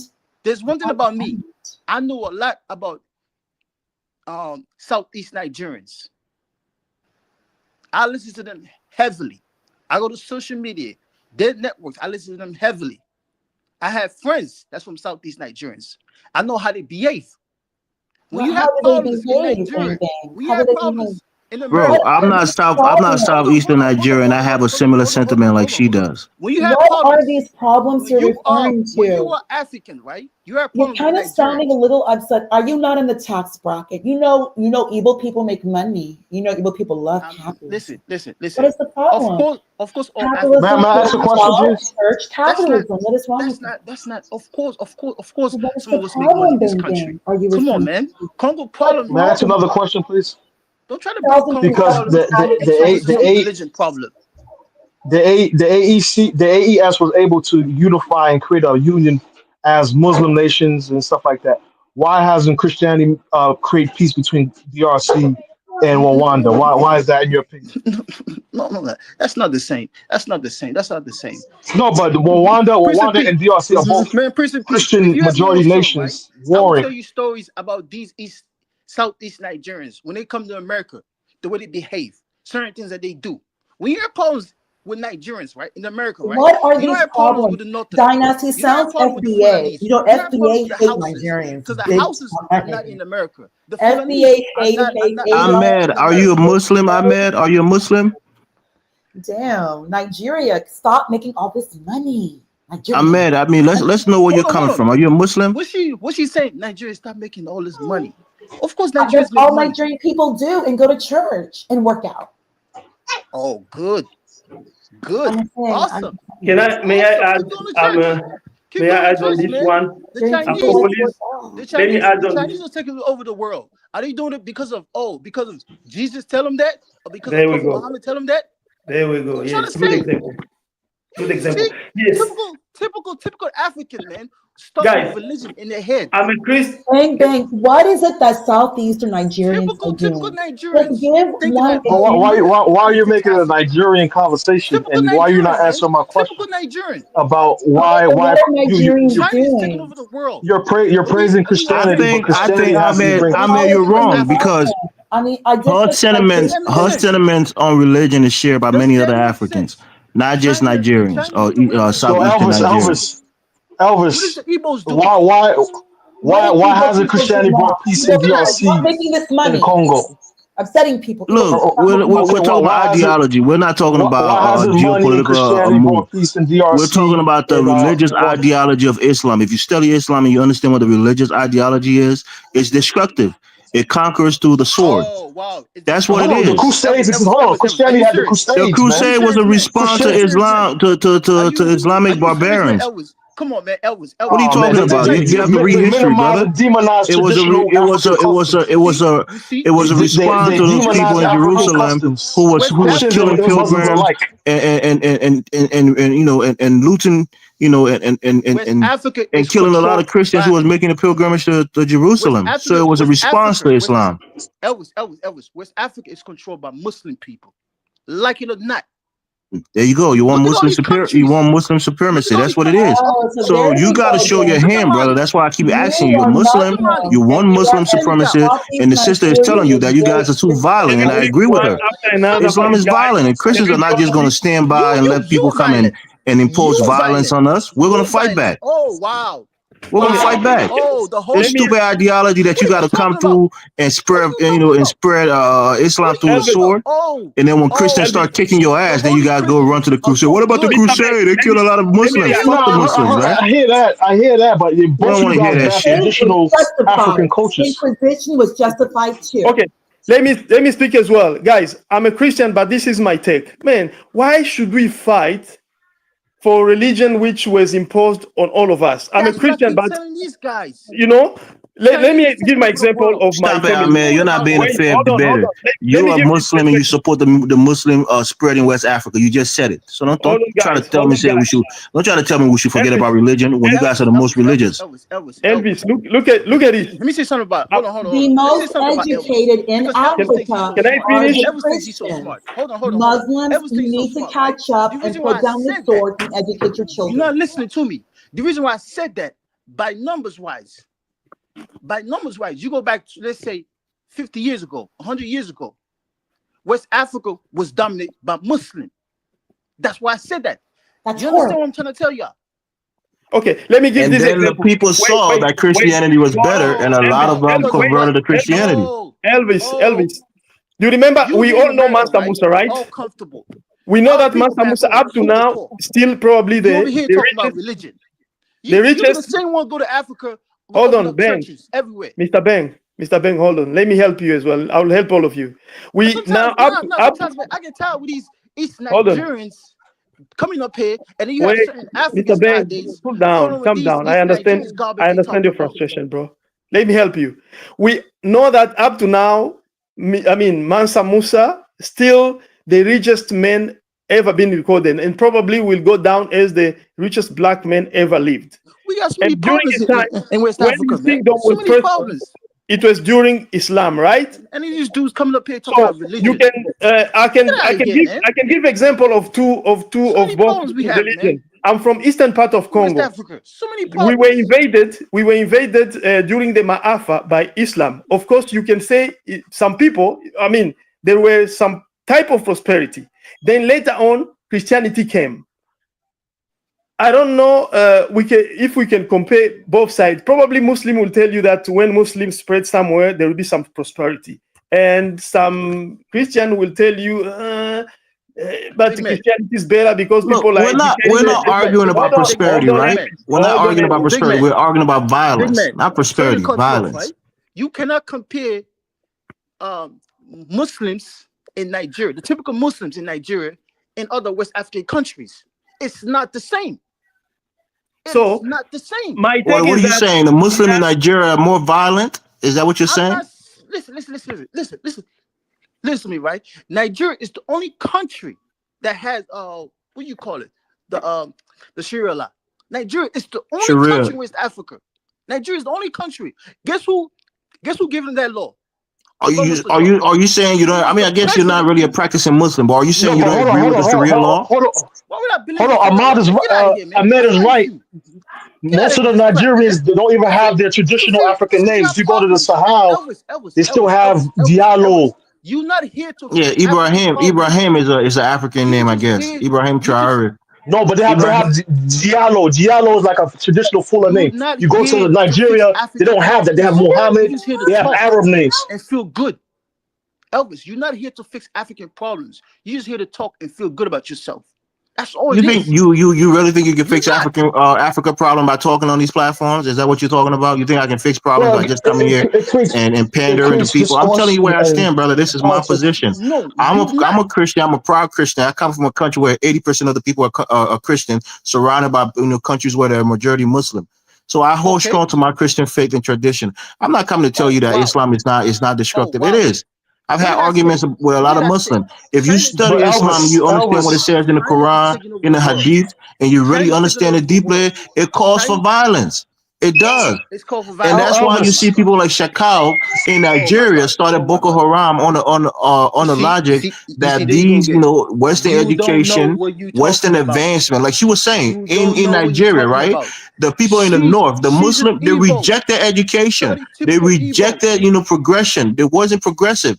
The Igbos, the Yorubas, they embraced She's a education typical and their lives became Southeasterner. better and they She's a became very typical wealthy and very Southeasterner. educated. Who controls So Nigeria? Islam is a If they so backwards smart, religion, brother. It keeps people in the dark. It keeps if people they in so smart, servitude. Hold on, hold on. It's There's universities practicing. in Sudan, if in they so Morocco. smart, There's Elvis, universities in Elvis, Senegal.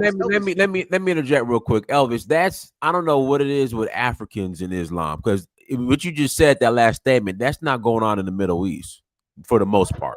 Some parts it of is, but course, this, if you look at what's going on in Qatar, Doha, Abu Dhabi, Dinas, that's Dubai. oil in the United States. Yeah, but I That's don't know what oil. I don't know what it is with like It I give you a is. prime That's example. oil. Hold Also, on. Dinas, if No, I may no, no, share well, something.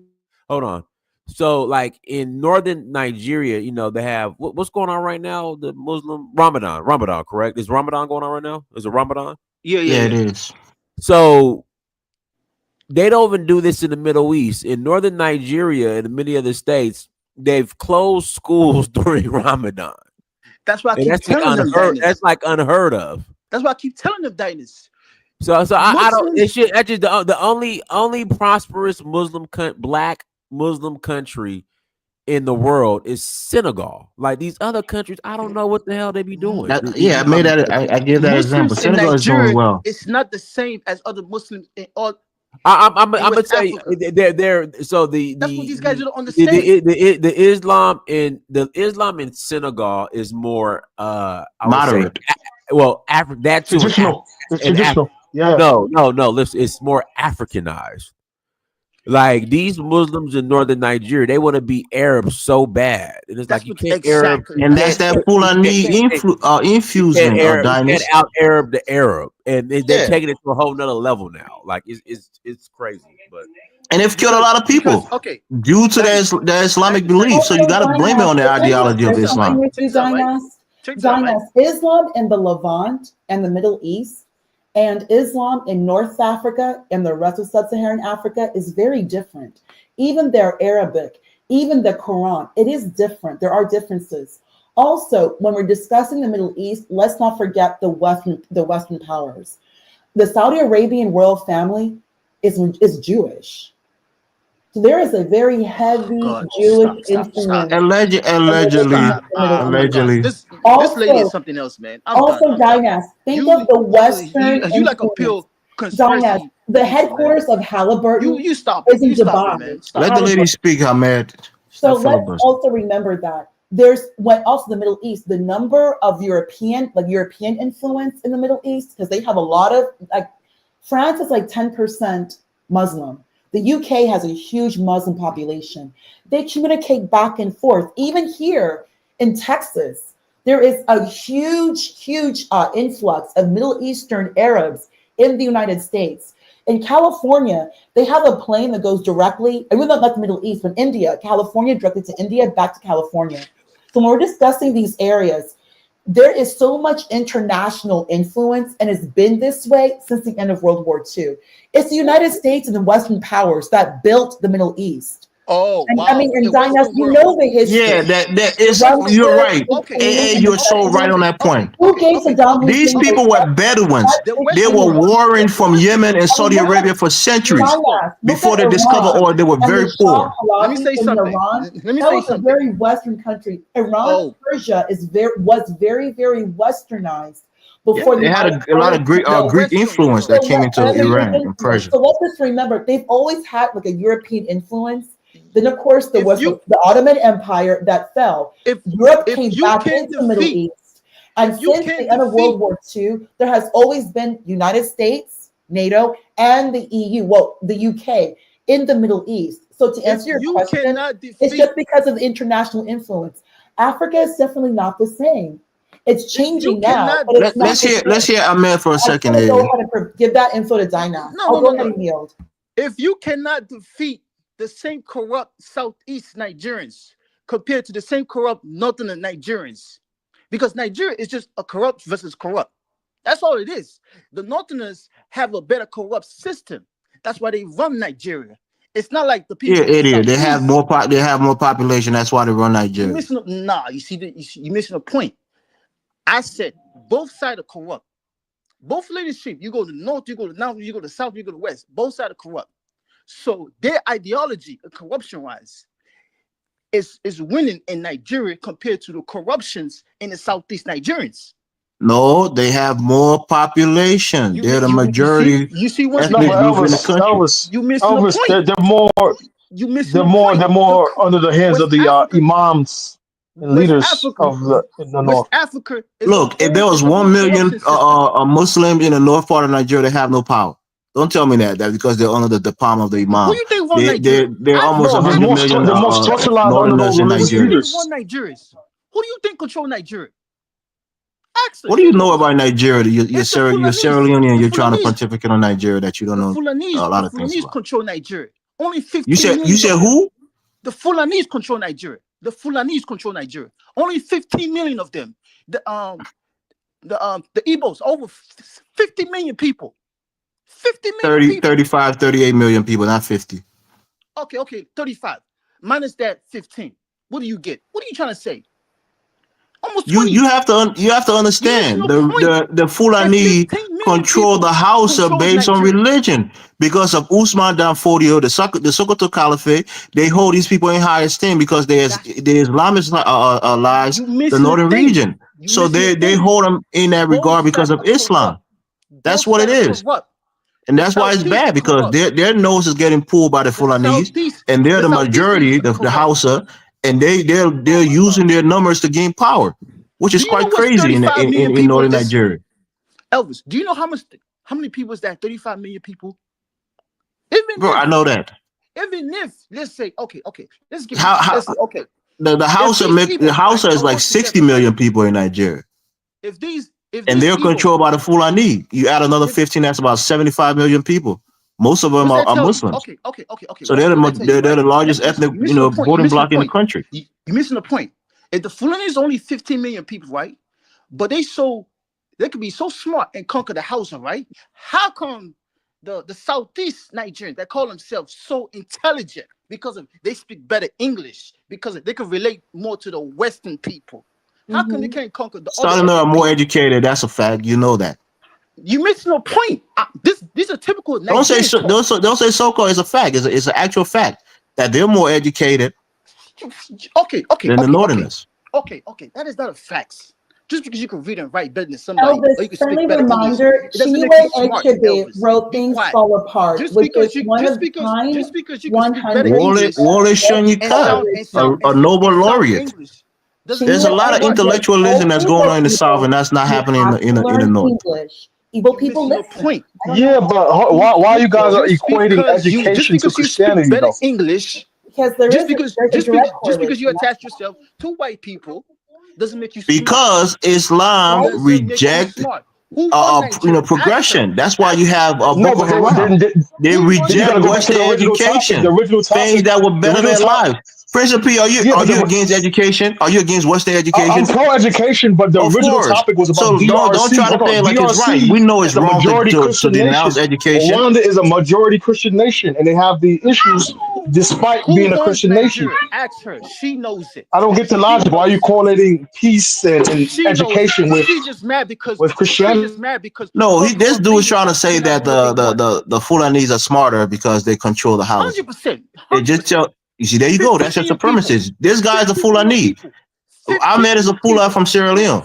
So you got to know the angle that he's coming from. He's trying to infuse supremacy in this conversation. No, but because he thinks his people are smarter than other people, and that's what it is. No, but he's from Sierra Leone. There's a lot of educated You're missing the point. Muslims in Sierra Leone. There's a lot of educated people If from Cote 15 d'Ivoire that's million Muslim as people well. could control You, a you're country, equating education with Christianity, which is like a false He's talking pretense from about the region where Nigeria. you come We're from. talking about Nigeria in a micro level and what's No, going on but in he's talking Nigeria about and how. West Africa Listen, in general. how Africa the in general. Fulanese control the majority house if of people 15 million is people could based on control Islam. 200 It's million based on people, Islam. what's that It's tell not you because about they're those so people? smart. It's because they What's that tell you about Islamicize the those people? north and they hold them If in high 40 esteem million because of the people, Sokoto Caliphate. That's what Elliot, it the is. one thing that everybody on the panel knows is that when an African immigrant comes to the United States, people do very well here, regardless of which religion. I'm just for myself. because of I noticed only opportunity, more that's common Christians. sense.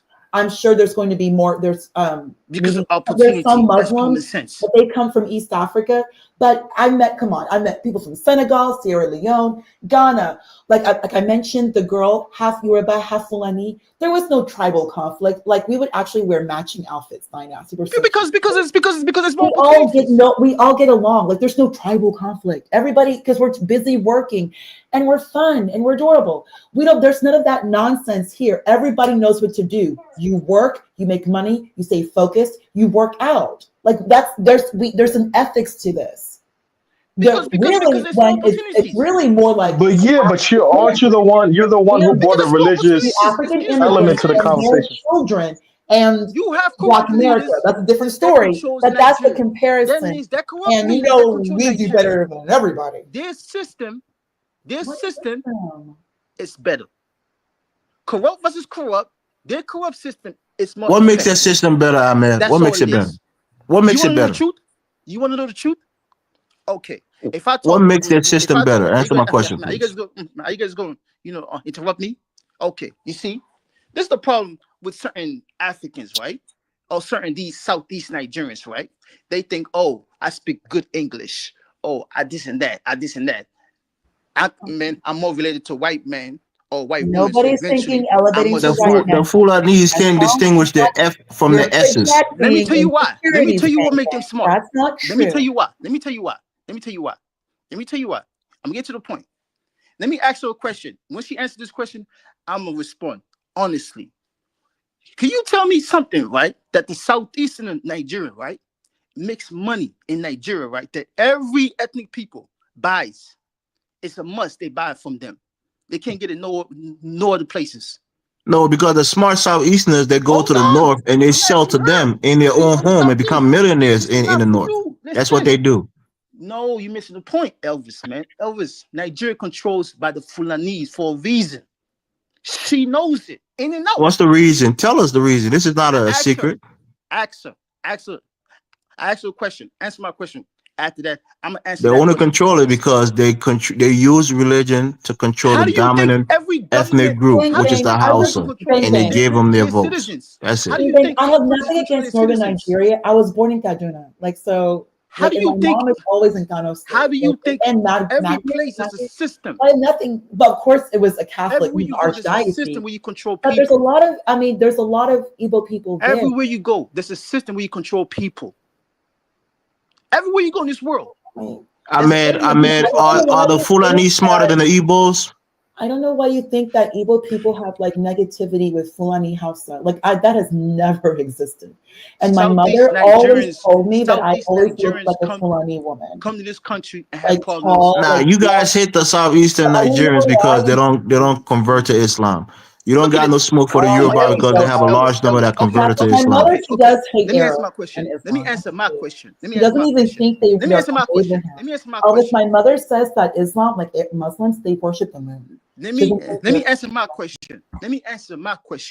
Because obviously the last 500 years, the world has been controlled by white people. America 80 years, British 250, and I think it was the Spanish or the Dutch. So the world that we live in right now has been controlled by white people for the past 500 years. True. That is a fact. True. That is a fact. When you are successful, people want to copy you. People want to be and they're under the Christian church. Don't forget that. And they're all Christian. You mentioned it. Spanish, the Dutch are Dutch Calvinists. The Ottoman had a good 50-year run. England, Anglican, which is Protestant. The Germans are Lutheran. All of them under the church. Country. That's just, come on now. At the end of the day, it's about making money. They're Catholic. It's about producing and making money. If you produce, you make money, people will follow that same principle. It's not about, oh, who am I And they're praying also to? Christian, bang Stop it, bang. You stop keep it, stop it. forgetting to Religion mention does that. not These give are you Christian success. white Religion people. does not give you success. White It's I not agree with about you that, trying to Ahmed. Protestant. Why? In White Liberia, people right? In my give country, right? white people We more have the Protestant. Let me Mandingos, answer my right? question. Let me answer They my are question. Muslim people. They're the Let me most answer my question. entrepreneurs, Let me people in answer my my question. country, Man, let me answer my and question. they're Muslims. Let me answer my question. In Nigeria, right? When you want to buy, let's say, you want to buy meat, a beef, right? From a cow, right? Because cow comes from beef, right? Who do you get it from? You get it from the Fulani. Now think about it. That cow, every year, right? It makes a baby. After 2 years or 2.5 years, that cow has another baby. Every meat that you eat in Nigeria comes from a Fulani guy. If you want to buy auto parts, who do you buy it from in Nigeria? That is not the same. That is not the same. You're missing the point. Look, there's certain ethnic groups that dominate certain sector of the economy. So don't try to make it seem like it's a superior thing. You see, it's not. Listen. You see, you're missing the Yeah, point. but You're missing the point. You go back 50 years. Who's still controlling it? 10 years ago, who was still controlling it? 60 years ago, who was still controlling it? 80 years ago, who was still controlling it? yeah, but even I mean, even These guys don't understand before the foundation Islam, of money. the Fullahs It's the were a foundation of vast money. I'm telling these caravan. people. That's what these people don't understand. You have to It's the understand who the Fulahs foundation are. of money. Actually, they're not even one homogenous ethnic people. Yeah. They conquer other groups of people and incorporate them into their ethnic group. It's the foundation of That's money. what it No, is. but they were also You ancient cannot name traders me and movers and something farmers. They're just that doing the only same thing that they were doing previous to Islam. They're You know what I'm saying? You semi-nomadic guys are people. equating. They're very backwards and stagnant in their Don't practices, say brother. backwards. They were traded. They used to No, move caravans. They're They located throughout the trading different parts of cows, bro. This Sahel dude is still for trying a to talk about reason. the cows trade in No, this day and age, they also bro. they used to also move merchandise from the east to the west, man. They're doing you what see they used Prince to of P. do You in see Prince of ancient P. times. You see You want to Prince of P. minimize it because you don't like Islam, but these guys This man, wasn't Islamic. This man thinks he's smart. Elvis, you see, that's your problem. You think you so smart. That's your problem. I'm stupid, bro. I'm not smart. I'm stupid. You're not Go ahead. stupid. But the way you think of how smart you are is false. Bro, I study Islam in depth. It's not about you as a black man. It's about the religious ideology. You got to So understand Elvis, that. hold on a minute. Elvis, go study what these tribes that are Muslim today were doing previous to Islam. That's going to help you out a lot. And stop equating Islam and We traditional just religion talked and about. Christianity Listen to what as I'm saying, right? I have no problem with any African group, no problem at all. But what I'm trying to tell you, look at Nigeria. Case in point, they use Shakal use Islamic rhetoric that is just in Islam, and he started a terrorist group that's been killing and destabilizing the northern part of Nigeria but for he's decades. mostly harming other Muslims though. Most of the people that they're hurting, those terrorists in the north, So are harming I care other about that. Muslims. They're black people. So any Yeah, religious absolutely. ideology that's killing black people, I care about it. I'm not just going to say since they're killing Muslim, I don't care. I do care. No. The I'm point not trying to is, say that, but he's a you're trying to fundamentalist equate it. who's using his religion, which in the eyes of many other Muslims Yeah, is but just because the the religion Muslim bars majority north Western disagreed education. with them. The Muslim majority of North Nigeria, northern Nigeria, disagree with that man. So you're basically trying to use a minority to highlight the majority Are you when out the of your mind? You majority know just how many top politicians and people who support what's going on with Boko Haram? Have you ever heard about a man called Dasuki? Who grandfather was the Sokoto Caliphate? You see, this is your problem. You always look at these Western media, and then whatever they tell you, oh, that's the truth. That's the truth. That's the truth. My friend, who controls Africa? Who controls West Africa? You always come up with this who controls. The same Western You countries. act as if Africans are so Western incapable countries, and man. inept. They always look at control by France. other people. Look The at West France. controls everybody, Man, and look at France. Control all these 14 countries in West Africa. Look what they have done. France is what? So-called Catholic. Good old Catholic. Get out of here with that religion stuff, man. Okay, but also keep in mind, the French Revolution, which introduced atheism to the world. And we all know the French, they like to take the streets. You know, Who they're controls always, power they're always dictate things. protesting something. They are French. You cannot name me something, another tribe in Nigeria. Only them have Can it. you tell me something in That's the what you guys don't West? understand. Can You you tell me in the understand? West or in other countries where there's a Christian organization who started a terrorist group based on Christian ideology and is killing people? Thank you, Elvis. Well, the Klan was one, bro. Come on, man. What's the Christian ideology? The Klan is The Klan was a come on, What's man. the Christian ideology that the Klan is based on? Was during Reconstruction. The Klan is not some Christian organization. Southeasterner. No. Southeasterner. Stop Southeasterner. You cannot name me something that a Southeasterner, only Southeasterner has. That if I live in Nigeria, I have to go get it from them. Only them. Auto parts. They're the largest auto parts trader in Nigeria. If you want to get secondhand auto parts or even firsthand, they trade auto parts. You missing. You see. No, you're trying to make it seem like the Igbos or the southeastern Nigerians are useless. They control a lot, very important swath of the economy in Nigeria. That's why they go to the north, because they have goods and services that's not readily available, and they become millionaires in the northern part of Nigeria. Who controls Nigeria? Do you know, Elvis? Do you know how rich? Who controls Nigeria? Your people, the Fulanese? Is that what you're saying? You're proud of that? Do you know how? But neither religion helps minimize corruption in those regions. So you guys are boasting about foreign religions. How can religion minimize corruption? Either you're corrupt or you're not. No, but both religions preach morals and principles and not stealing and not robbing and not overtaxing. If doesn't want to practice ethics, that's on them. Do you know how rich or corrupt Nigeria? We all know how Christianity is. They're the gospel. Read it. Right? If you have someone who just wants to be corrupt, that's them. The most expensive house, right? Exactly. It goes back to the individual. Why are you equating Christianity or Islam as the beacon of knowledge and peace? And I hear stupid people saying stuff in the chat about Christianity putting their people in slavery. Do you know there's the Islamic trade happened in Africa before the transatlantic slave trade? Absolutely. Do you know that? Have you heard about the rebellion of the Zinj, where there was a lot of black slaves, from the Muslim empires in Iraq, and they had to go in there and kill all of them because there were too many of them? Do you know that? Do you know what what Islamic slavery did to black people? They castrated a lot of black slaves, and they had black women in harems in the Middle East. Very true. Have you read about the slave trading in the Arabian Peninsula before you try to talk about Christianity? Elvis, that's true. That's very true. That's very true. And they also erased the Africans out of the history and genesis of Islam. Are you getting mad, man? Mr. Good old Christian man. I'm a proud Christian, bro. And when you look at these two religions and you compare them side by side, Christianity is more progressive. It's more liberating than Islam is. I can put my both neck on the religions chapel demonize for that. Africans. There's just no religions, though. Both religions demonize Africans. The Chinese are taking over the world. What are they? The Chinese are taking over the world. China is a superpower, massive superpower. What are they?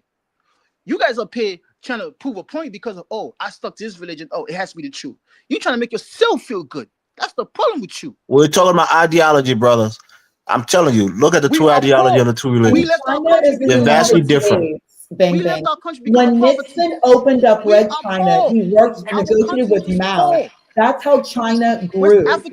China is because of the United States and Nixon. Be quiet. You came to America. That's exactly what it is. So isn't the question going to be, what do we do to move forward? Isn't that the question?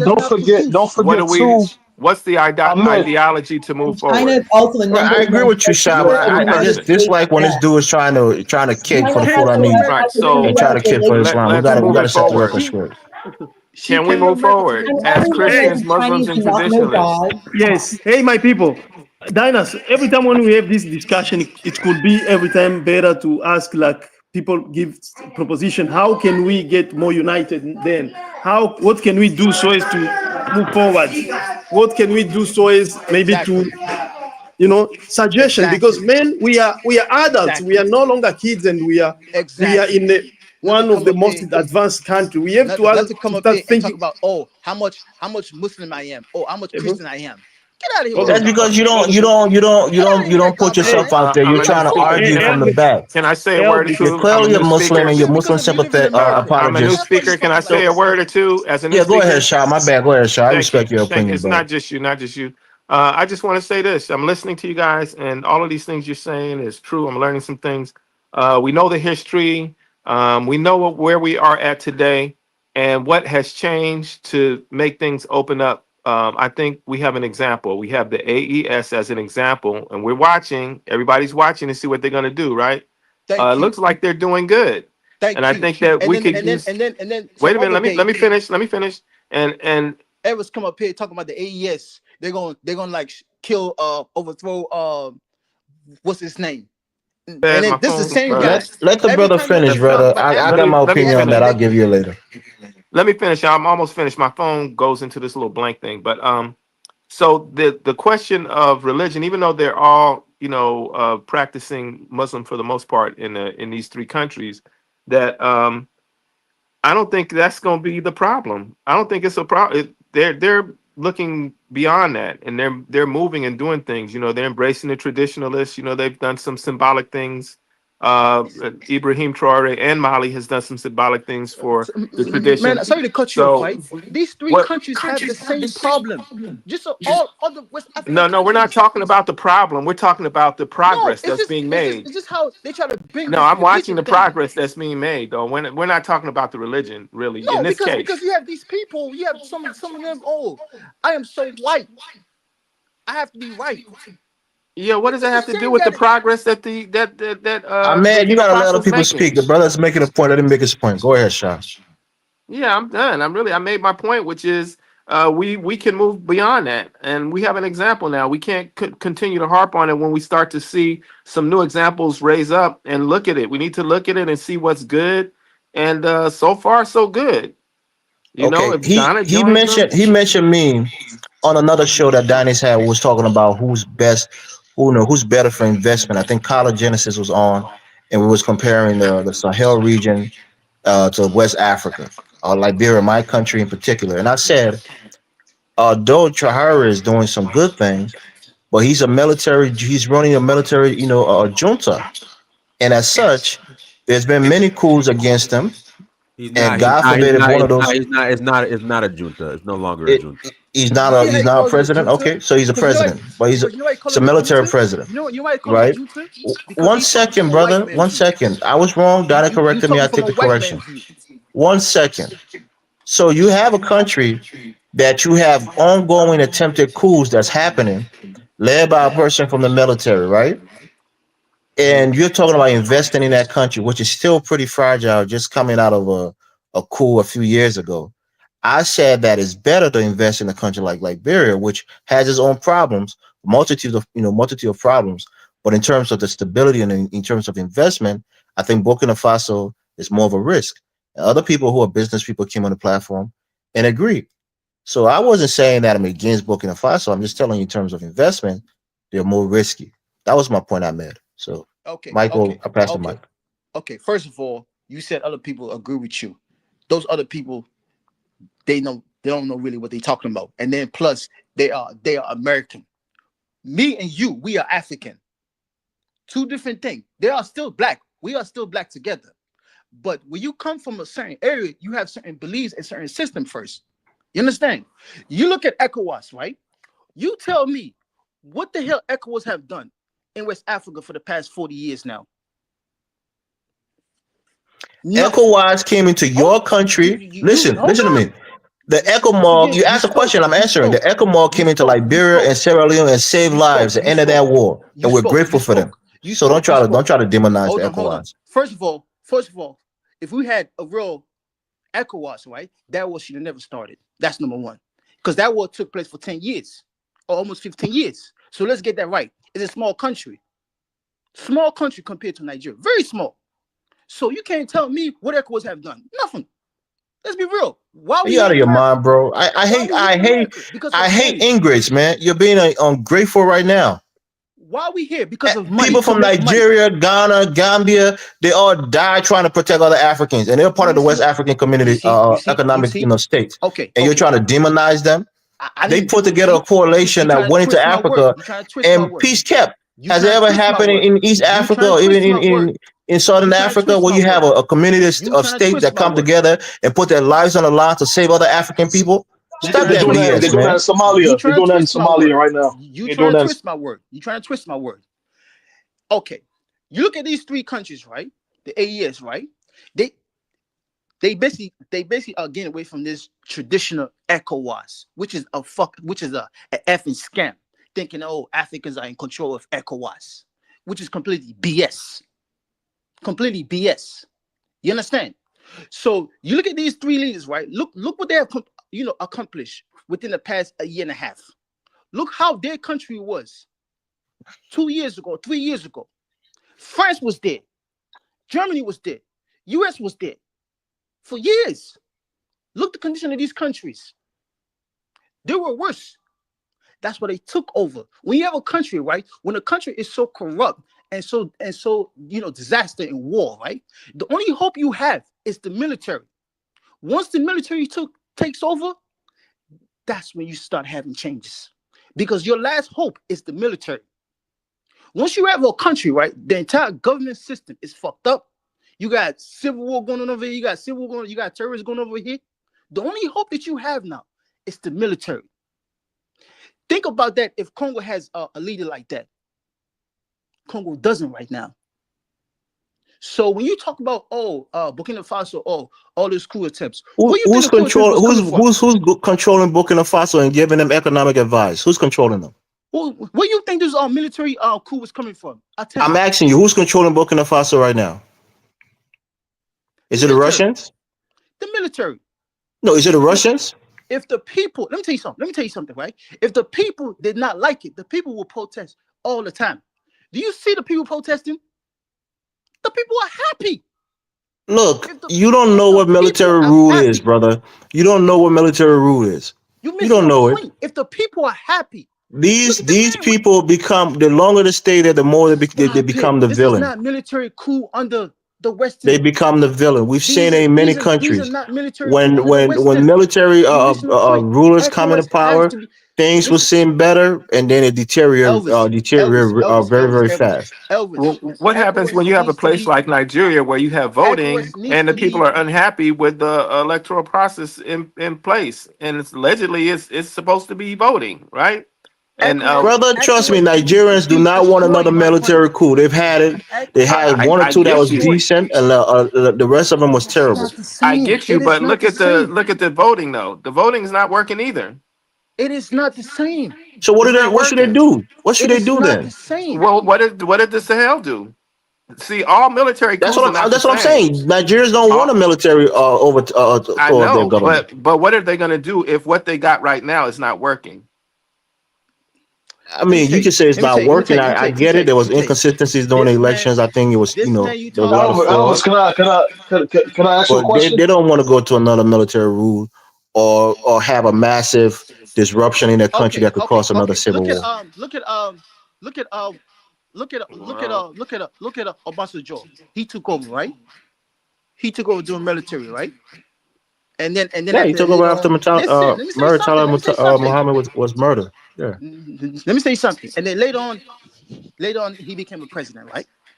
When he became a president, what did he really do? Nothing really. Nothing really. What are you talking about? Nothing really. Do you know the history of Nigeria? Are you some kind of Nigerian hater? I'm not a Nigerian hater, my friend. I am an African lover. Me and you are not the same. Me and you are not the same, Elvis. Oh, of course we're not the same. No. You're thinking it's what you have this biased mentality against Nigeria. You don't love the people that I love my people. If outsiders can interfere in your electoral process.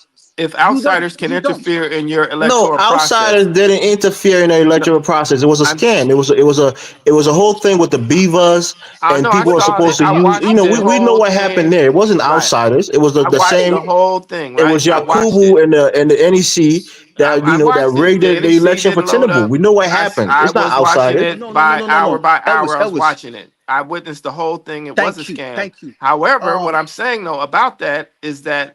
Maybe it's time that we have the right kind of